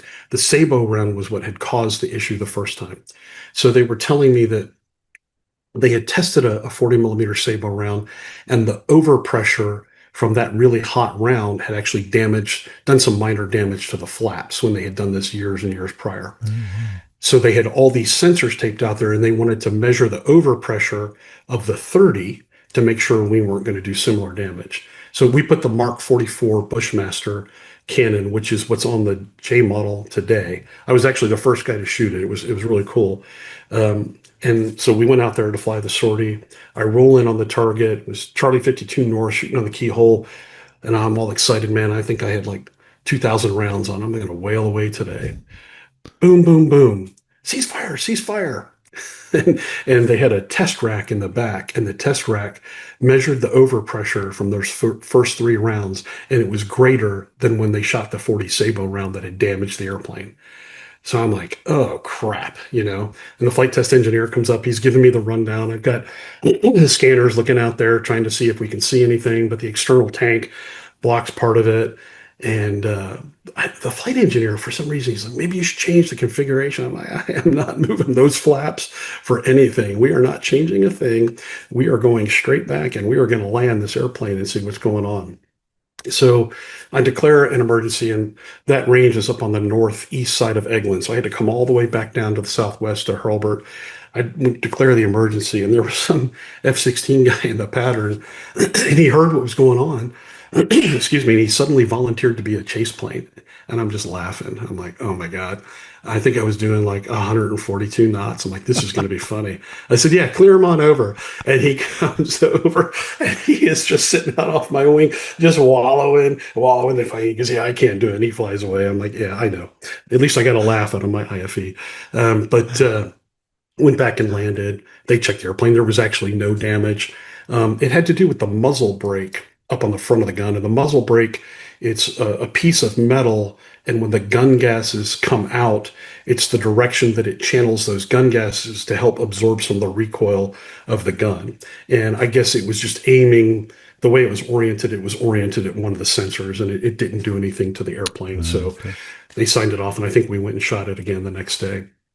So in that case, yeah, you feel some of that sound and that, like I said, feels like a hammer hitting the side of the airplane. When you really felt it, of all times, was in the winter when you shot the 105. And the reason for that is obviously in the winter, the air is more dense, there's more oxygen. And when you shoot the 105, it doesn't always consume all of the gun gases. There's still some combustible material that comes out in those gun gases. Well, it was hot enough, the gun gas, and there was enough oxygen in the air, you would get a secondary right outside the barrel of the gun. And we called it a boomer. And you'd be shooting, and you get the normal slap of the side of the airplane, the 105, and you'd get whoomp, this really loud concussion that really just slapped and beat the crap out of the plane. And if it was a new person on board or one that hadn't been through a boomer, it would scare the crap out of them because there was typically a flash associated with it. And we used to have it all the time in the winter. You got used to it. In fact, we just say boomer. But on those occasions, you certainly felt the gun. But most of the time, maybe we just became desensitized to it. It was just normal ops. It's just part of shooting the airplane. Yeah, there goes the gun. I don't have to change anything. And once they took the 20s off, we really didn't have to make any large corrections while we were shooting. We were making corrections because of the winds aloft or shifting target or the target was moving more than anything. I want to ask, I mean, this is kind of related to combat, but I'm going to ask it now because I'll forget otherwise, and it's an important question to ask. But when you were talking through the evolution of shooting the gun and talking about being, the ground party talks to you and then you acquire the target and then you shoot at it, you said that the nav says cleared to fire. As aircraft commander, then, are you not responsible for satisfying ROE? How does that work? No, I am. The person with the A code has the ultimate hammer, but the nav and the fire control officer. It was just part of the culture of the gunship that we always would confirm the target, and that was part of that litany of checklist that we went through. And that is really saying it's not the navigator clearing me to fire. It's the navigator basically saying, I've done my checks as well. The FOCO, the rest of the TAC crew, and I all agree that we are on the right target. We have met those constraints. You're cleared to do the rest of your job, pilot. But it's always the person with the A code that would be hung if something went bad. Okay. We're kind of in the ballpark of talking about weapons effects. I mean, could you describe for us the different target sets that you would employ each of those weapons against? How would you decide what to fire at what? Yeah, it was.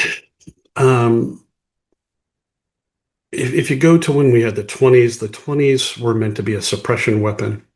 I've got video will show, but you're not trying to snipe somebody with a 20 or a 25. You're trying to throw a lot of lead down. You're trying to break an attack or suppress somebody and get them to change their behavior and run away. The 40 was like a giant sniper weapon in the sky. That thing was super accurate, and it threw down a 2.5 pound projectile at a pretty high velocity. We used a metal in some of them called mish metal, and basically it would ignite, and you see all these sparks on the ground when it went off. So 40 was great for killing people. It was also great for stopping vehicles. And then, of course, the 105, the crowd pleaser, was good in a variety of things. And perhaps we can talk about the 105 just a little bit because it's a very dynamic weapon.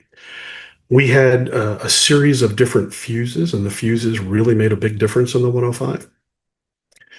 Basically, the 732 fuse, you could set it to do point detonate, or you could set it to do a delay. We also had another fuse they called the hardened improved penetrator, the hip round. And then ultimately, we had a high frag air bursting round that I'll talk about in a few minutes. But if I was going to shoot, say, a building or something like that, if I'm shooting in point detonate, I think it was either 1 or 2 inches of wood would cause that fuse to go off. Well, I don't want to just shoot and throw all the frag into the roof.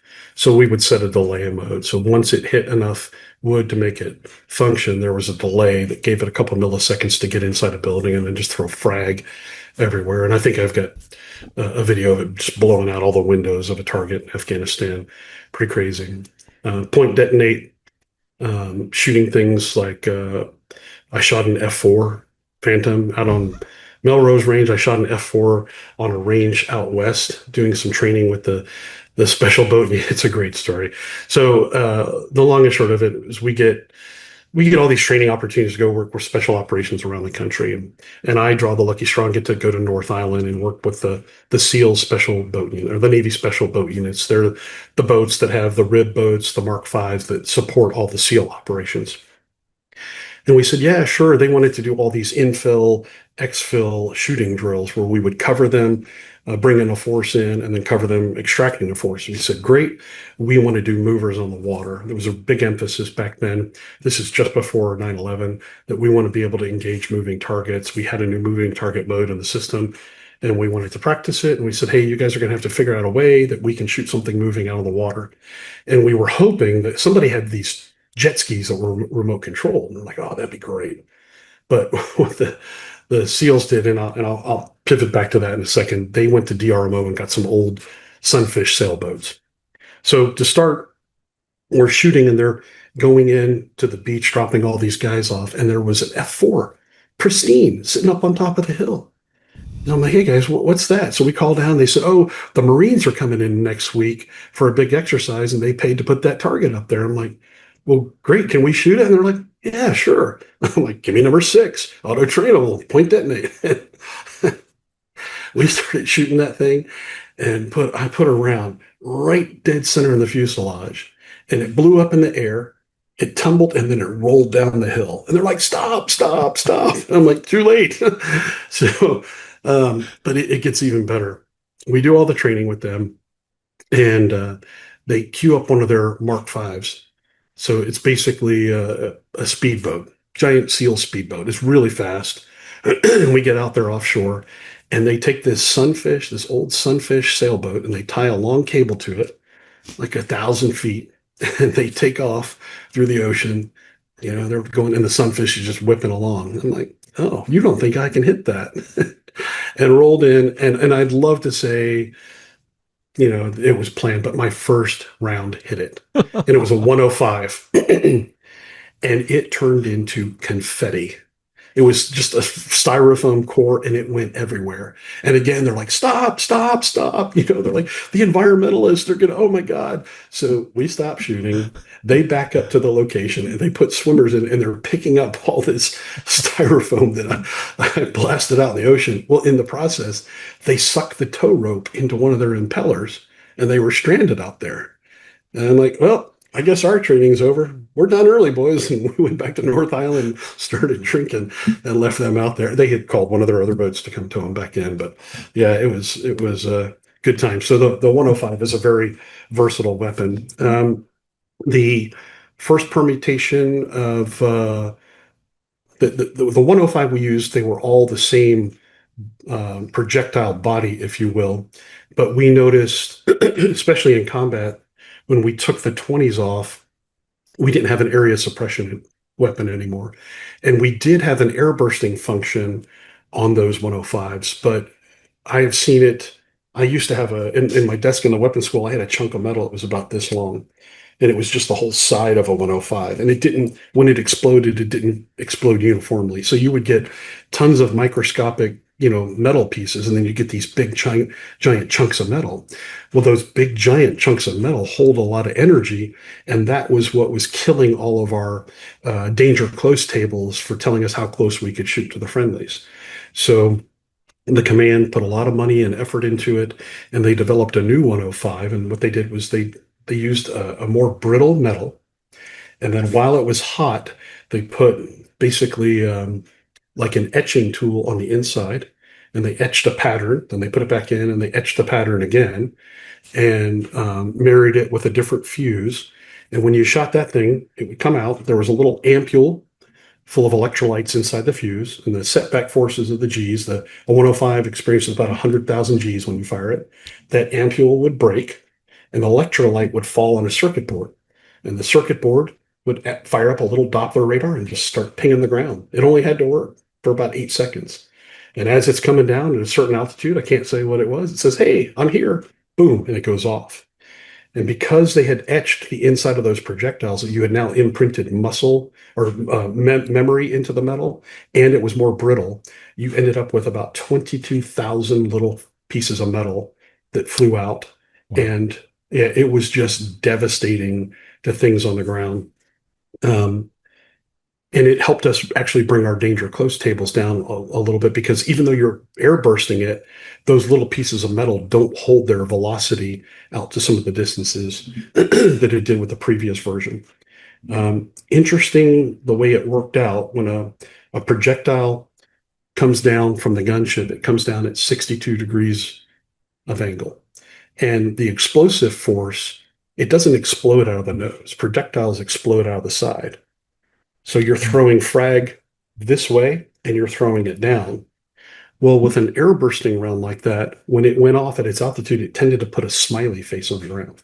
That's what we call it. It looked like there's a dot in the center and then a smile. Really? And if you'll remind me, I'll tell you a very interesting, hair-raising story in combat about seeing the smiley face. Okay. Okay. Okay. Okay, so the next question then I guess that would be logical to ask is and again I think it touches a little bit on combat, but it's probably a good primer, so we don't have to discuss it in on the combat side of things. Then is permissive environments, non-permissive environments, threats. You talked when you gave us the tour of the aeroplane. You talked about the electronic warfare capabilities and that it was protected against those sort of SAM systems and the advent of DIRCM and all that kind of stuff. What was the philosophy, or what were the practical considerations even around employing the aeroplane in a combat zone? Infamously, I suppose you would say, 1991, an aeroplane was lost, providing support during, I think, it was just after sunrise. The aeroplane in Vietnam had been, I think employed mostly at night. When you go out and you go to Afghanistan and Iraq, you're operating during the day, I think, as well, or sort of into daylight hours, certainly. So can you talk a little bit about your appetite for risk and the philosophy behind employing the aeroplane in different environments? Yeah, absolutely. The levels of risk are obviously going to be associated with the mission that you're being asked to perform. Before 9/11 and all the global war on terror, the command was focused on a couple of different combat employment scenarios, if you will. Usually it was, we're going to go get something or something. And to do that, you would typically have MC-130s that were going to go in and seize an airfield near the objective. Some other MC-130s would probably airdrop an assault force onto the objective. The Pavlo helicopters would also take folks in, land on the X, put out assault forces. And the preferred method at that time is if you grabbed something or someone, you didn't want to fly them out on the helicopter. You would typically put them on the helicopter, transload to the airfield that you had seized, and then put them on something faster, another C-130, in some cases even a 141. So our mission sets in that particular case, the gunships would press in. We would typically have some sort of suppression help, whether it be, SEED, DEED, or even, B-52s or B-1s slinging out a bunch of bombs to suppress threats on either the airfield or the objective. And then the gunships would come in to hold the airfield, and they would come in to help hold the objective and secure that site. That's what we train to all the time. Once 9/11 happens, you have to say that making fun of the Eagle guys like we'll do later, they didn't do anything during the war, sit up there and fly circles because the Iraqis buried their MiGs in the sand. So for us, no air-to-air threat, so to speak, or to speak of, was the perfect environment for us. Now, the beginning of the war, when the MES was still up, the gunships operated on the periphery, and I'll show you some of the things that they and we did around those things. But realistically, once the radar threat was down, it was the perfect environment for a gunship. Yeah, they shot a lot of man pads at us. We had the systems on board to deal with it. I think we got lucky on a couple of occasions that somebody didn't get hit. The engagement you're referring to is in Iraq, the Battle of Khafji, when Paul Weaver, unfortunately, his crew was shot down and killed. Yes, he did stay into the daylight hours. There's a whole bunch of controversy about that.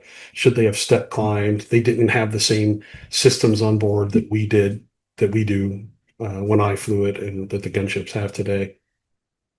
But certainly there were missions in Afghanistan when I flew into the daylight hours, and I know other crews and other theaters have flown in the daylight, but that's not the norm. We don't want to do that, but we will if we have to.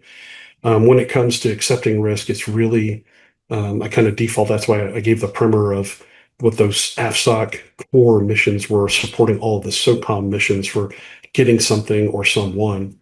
But if it's another mission with a higher priority, or the president says, go do it, it's just like the pointy nose guys, they're not going to skate. They're going to drive right on through to the mar, and you're just going to execute. And if you lose somebody, you lose somebody. It's all predicated upon, the threat level, or not the threat level, or the priority level of the mission.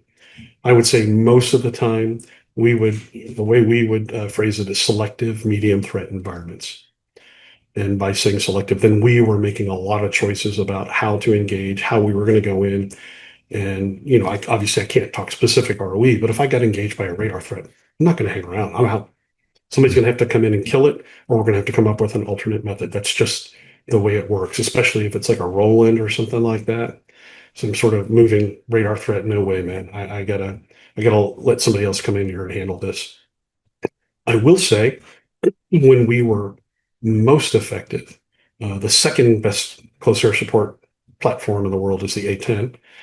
I know they'll take umbrage to that. I have some fantastic friends in the A-10 community, especially from the weapons school. It's good to joke. Both incredible airplanes. Although the A-10s are going to the boneyard and the gunships are still around, so I guess that tells you who's the best. But when we flew tag team missions in Afghanistan and Iraq, oh my God, we could throw so much firepower down. And together, the essay of both platforms and the ability to prosecute a target was just phenomenal. So if we had A-10s, I felt a little more comfortable going into some of the higher threats.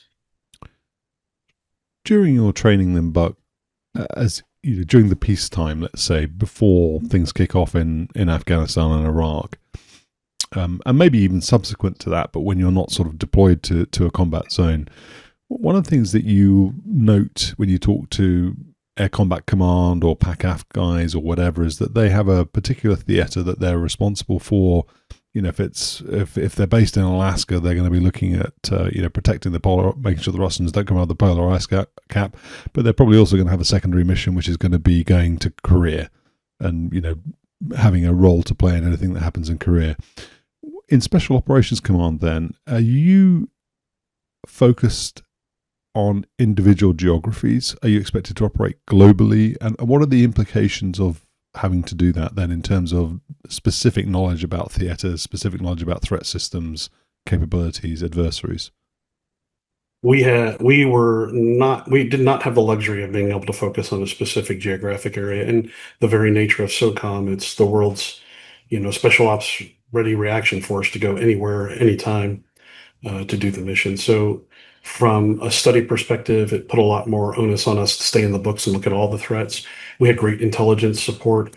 Every single time I deployed, I had an intelligence officer that was backing us up, getting us the latest information.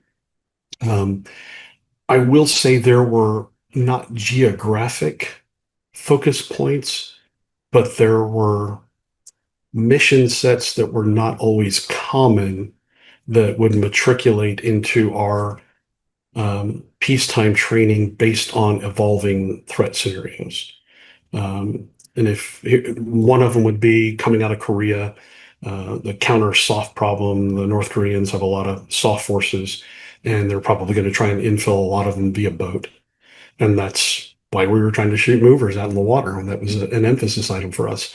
Another one was to have the ability to shoot an aircraft that was trying to take off. That specific scenario first became popular when the gunships went down to Panama when they deposed Manuel Noriega. They thought he was going to try. He had a Lear 35. They thought for sure he was going to Lear 35 or whatever it was, some sort of Learjet. And they had actually practiced being able to use the 20-inch strafe his jet as he was trying to take off. So those things would come into our focus from time to time, and we would put a little extra effort on some of those mission sets. But usually we were training against our known set of missions and requirements that we had to do. Um, I have a great air-to-air story to tell, but it's about the weapons school. I don't know if you want to hear it now or later, No, but hold it. But I should make a okay, note. So I should you make a better note. you have to make a note on this one because All it's right. epic. Wait a minute. Let me actually do that now. I mean, just I do some waving because then when I edit, I can I see myself doing this, and then I can remove it because I scrub through it. So let's just all right. Wait a sec.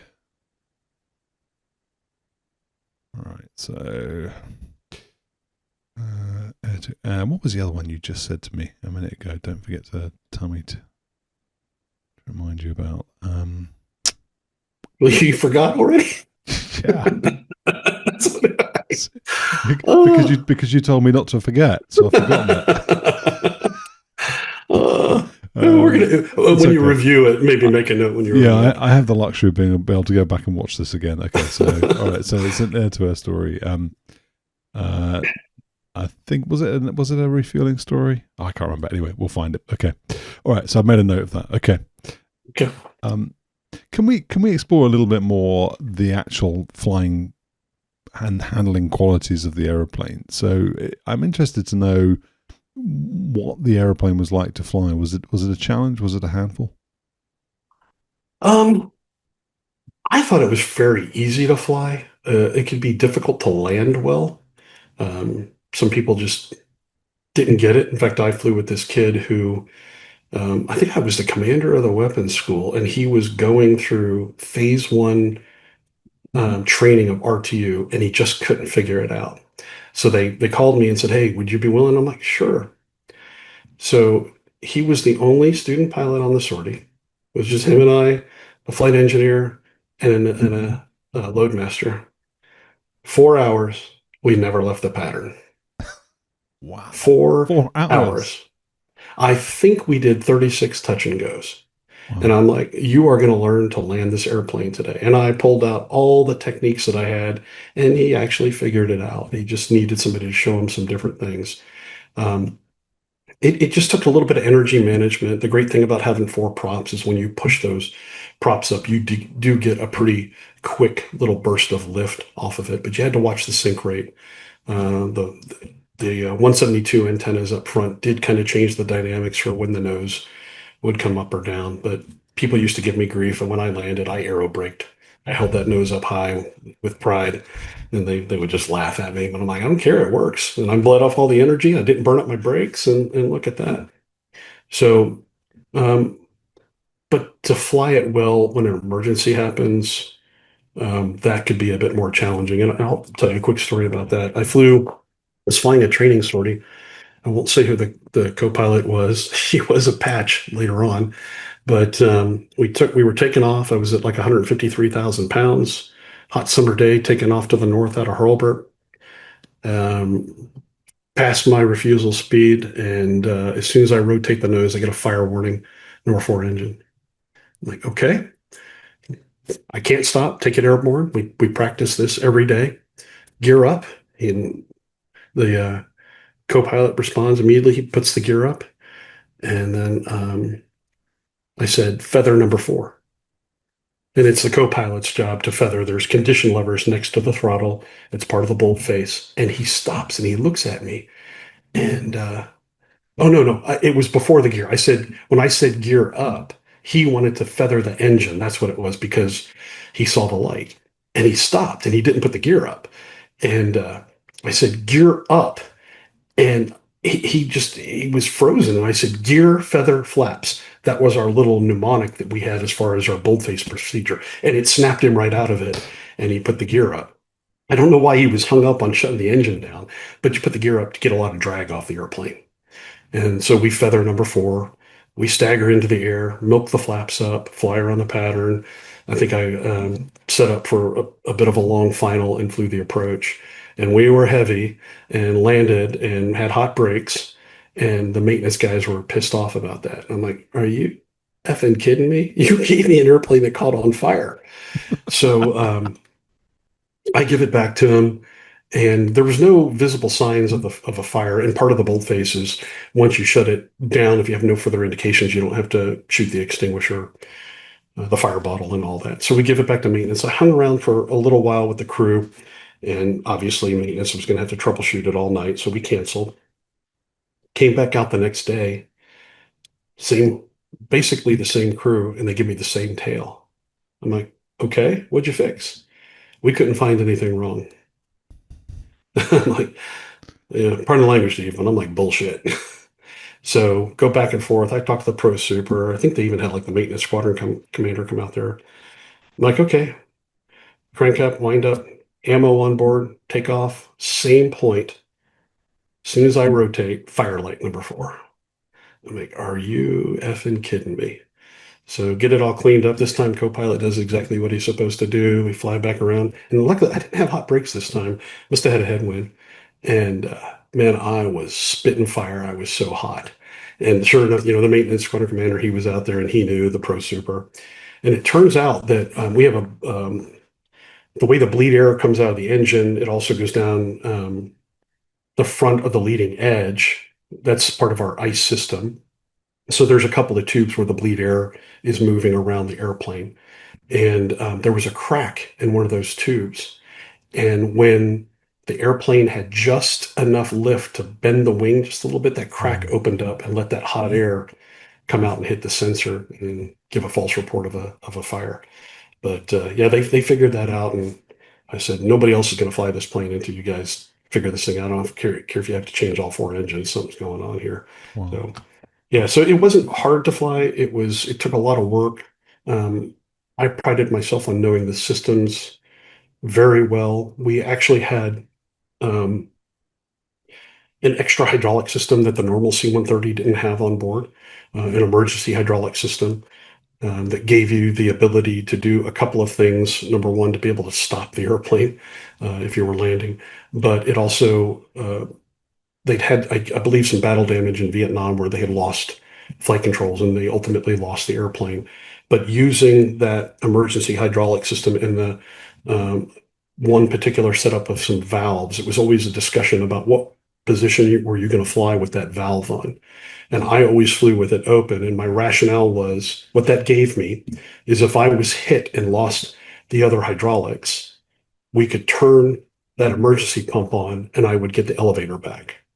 And my mind was also, I could reach that switch. So even if my co-pilot was dead and my comms were knocked out, I could physically reach over, turn that switch on, and maybe get control of the airplane.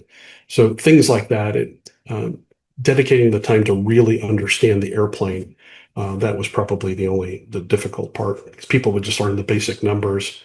Um, I had a girl that we flew with. She did great. This earbud is just magically popping out. But yeah, flew with her. We had upgraded her. She did really well. But I told her, and I told everybody that I upgraded, I said, okay, I'm going to give you a no-notice check ride. Because even though I was the commander and all that, I was still a flight examiner. I said, I'm going to give you a no-notice check ride within 6 months. It's going to happen. And they'd always look at me and they'd be upset. And I'm like, listen, you did 4 years at the academy or in college. You did a year of pilot training. You did all your RTU. You've been flying here. This is the first time in probably 6 or 7 years, actually, since you were in kindergarten, that you haven't had to study.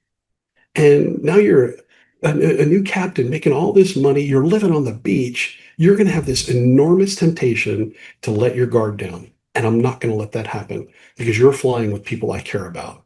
And sure enough, 3 months later, I gave her a no-notice check ride, and she goobered up a bunch of things. I didn't bust her, but I pulled her into the room, and I'm like, I told you, and she put it all together, became a fantastic pilot, fantastic asset to the community, and that's because we forced people to become professionals at their trade. You talked earlier about your instructor pilot when you were going through training, failing different combinations of engine, and one of the combinations you talked about was two on the same side. Mhm. How critical? I mean, obviously it's critical. How critical is that? What are the chances of surviving that? Yeah, the chances are actually pretty good. I did survive it. So, yeah, what's really dynamic about the C-130 is losing the number one engine is your worst case scenario. It's the critical engine to lose. And well, the folks can see the airplane over your shoulder. The reason is the way those props spin, and there's four different dynamics or effects that are happening because of the way a propeller works. One of them is gyroscopic precession. Just think about spinning up a top as a kid and trying to move it one direction or the other. It fights that. Luckily, in our case, that happens at a 90-degree angle, so it's not a big propeller effect. Spiraling slipstream is another one, and that's just the propeller is spinning all of that air, and it goes back, and it can slap the tail on one side of the rudder at slower airspeed, and make it more difficult to control the nose. Luckily, once you get above 60 knots, that's not a factor. So when it's flying, spiraling slipstream is not an issue. Torque is the other. For every action, there's an equal and opposite reaction. Luckily, in the gunship, the prop spun one way, the gearbox is spun the other. So the torque as a factor wasn't really an issue. So that left one, and that was P factor. And what that means is the downward stroke of the propeller generates the most lift. And that's because you're very rarely flying at a perfect zero angle of attack. Usually you're flying at a couple degrees. So if you imagine this is the side view of the propeller, when the propeller is going up, it's kind of going back with the Mm. main stream of the air. But when it's coming down, it's taking its biggest bite. Well, if you start to do the math where that downward stroke of the propeller, losing number one is critical because the downward stroke of the number four propeller is the furthest away from the center of gravity. And that creates the biggest directional control challenge.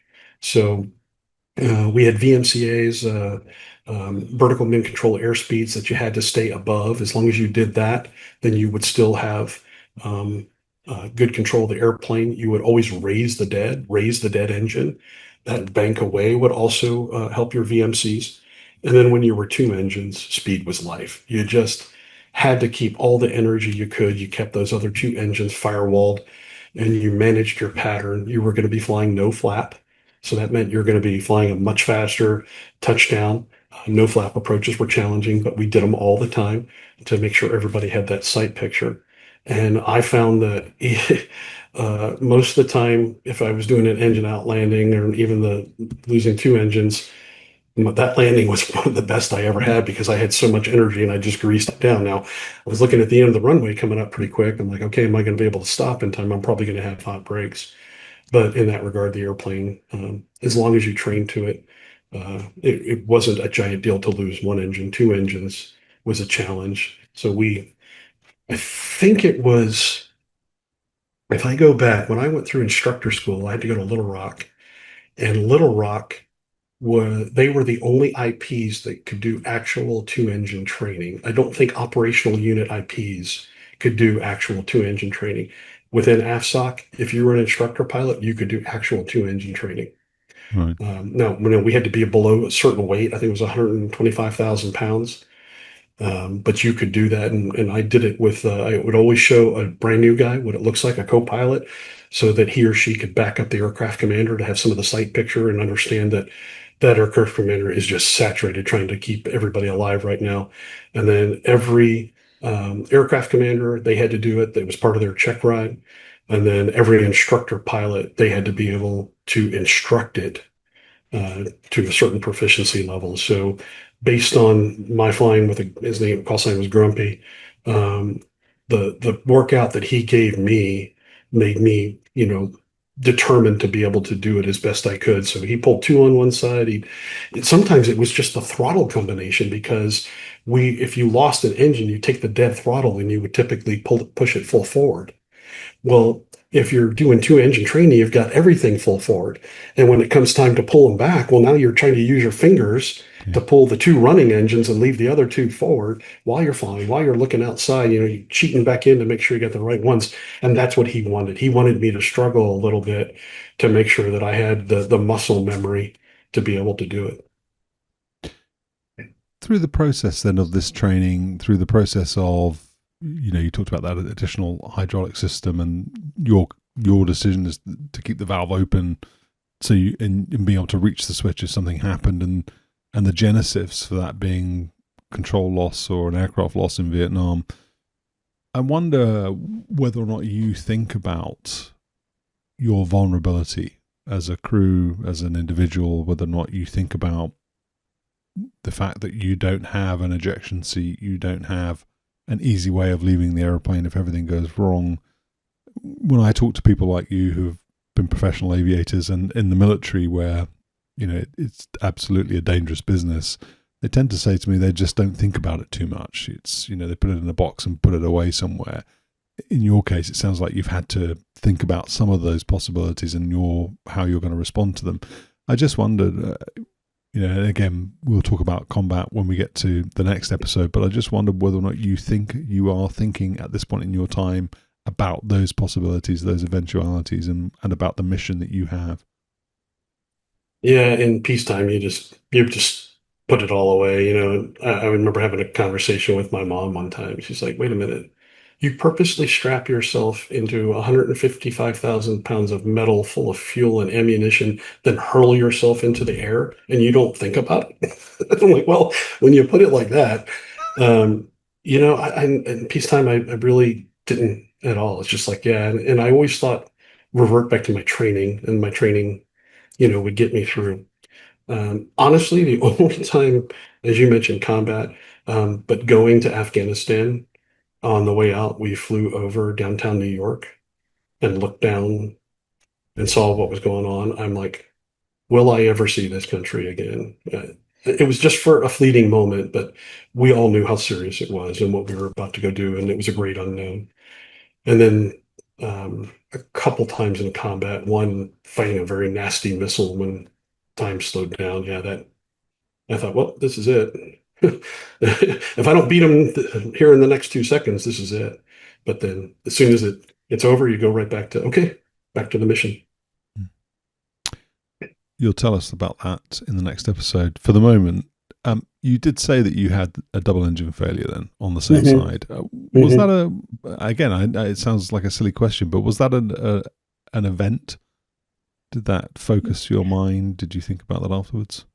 Yeah, it was very rare, and it was almost benign. Like I said, luckily I was at a lighter weight and it was cool. I put a lot of focus on it afterwards to figure out what had happened and followed up with the maintenance people, and the command was obviously very concerned because that did not happen that often. It had happened, I think it had happened about 2 years before that. Yeah, one of those two very senior instructors I flew with, he had it happen to him. And he was okay. What was good for me was I still had all of my hydraulics and was able to land the airplane, no issues and be able to stop. If you lose primary hydraulics, you can lose brakes. You have to use your emergency hydraulic system. If you lose the alternate hydraulic system, then it's not that big a deal. And that's what I lost. So in that regard, it wasn't as big a deal as it probably could have been. And luckily, it never happened again. What was the cause? One of them was an actual gearbox failure. The other one was an indication issue. So the engine was probably still good. And I thought long and hard before I shut it down and made the decision to probably let it run just a little bit longer because it put me in a really good energy state. And I was able to land no issues. That's an interesting point, isn't it? You hear, and in fact, I think that 737, I think the South Korean 737 last year that crashed, I think the initial reports are they're saying they shut down the wrong engine, but that's a common thing. And I remember reading many years ago about them for the 737, them redesigning the engine display so that to make it really difficult for that to happen. Just very briefly, the cockpit arrangement then in the AC-130H, is that all round dials? Do you have any digital displays? When you do shut down an engine, do you have to double, triple check? What is the process for doing that? Yeah, we're all round dials except some of the tactical equipment like the PDU for engaging and the HUD and all that. But everything related to systems on board the airplane were round dials. And yes, if we were going to shut down an engine, there's a huge confirmation process that happens because usually it's the engineer that's focused. He or she, they're running through, hey, the RPM is going all over the place, or the pressure's bad. He got a hydraulic or a low pressure light on the gearbox. That's one of the ones that happened to me on the double engine failure. And you're especially conscious of that because if you run a gearbox without oil, the motor can rip off or shred and destroy the airplane. But usually the pilot will say, okay, after going through the litany, shut down number 3. And the co-pilot will reach up next to the throttles. There's 4 condition levers. That's what controls the feathering process. And the co-pilot will put his or her hand on the correct condition lever, say for number 3. Engineer will say, confirm number 3, and then they pull it to the feather position. Okay. And then they'll take their hand off of it. The engineer's looking at all the fuels and the oils and making sure that it's shut down. And then does the indication continue if it's fired? Because if that's the case, then you got to fire the bottle. Interestingly, I never had to fire a bottle in my whole career. Just shutting it down usually killed the engine and solved the problem. But yeah, there's a huge confirmation process that goes on. I have not heard of a C-130 crew shutting down the wrong engine. I know the C-5M that crashed, I believe it crashed up in Dover. They shut down the wrong engine. Yeah. And yeah, that's bad on the good bad scale. What was the debriefing like? The mission that you talked about, or the source you talked about, where you had said you had to say gear, feather, flap. I think that's what the order was, and then that snapped that individual into action. What was your debriefing like with him? Yeah, it was very open and honest, and to the point, and in private. I am a huge proponent of praise in public, punish in private. And I pulled him aside and I said, man, that's just unacceptable. Number 1, you didn't know the boldface. Number 2, you argued with the guy flying the airplane. What the hell? And he very quickly, mea culpa, you're right. I don't know what I was thinking. And he was a good pilot. I mean, he went on to weapons school. He did good things, and he's just having a bad day, I guess, and maybe something else on his mind. He didn't think I was doing the right thing.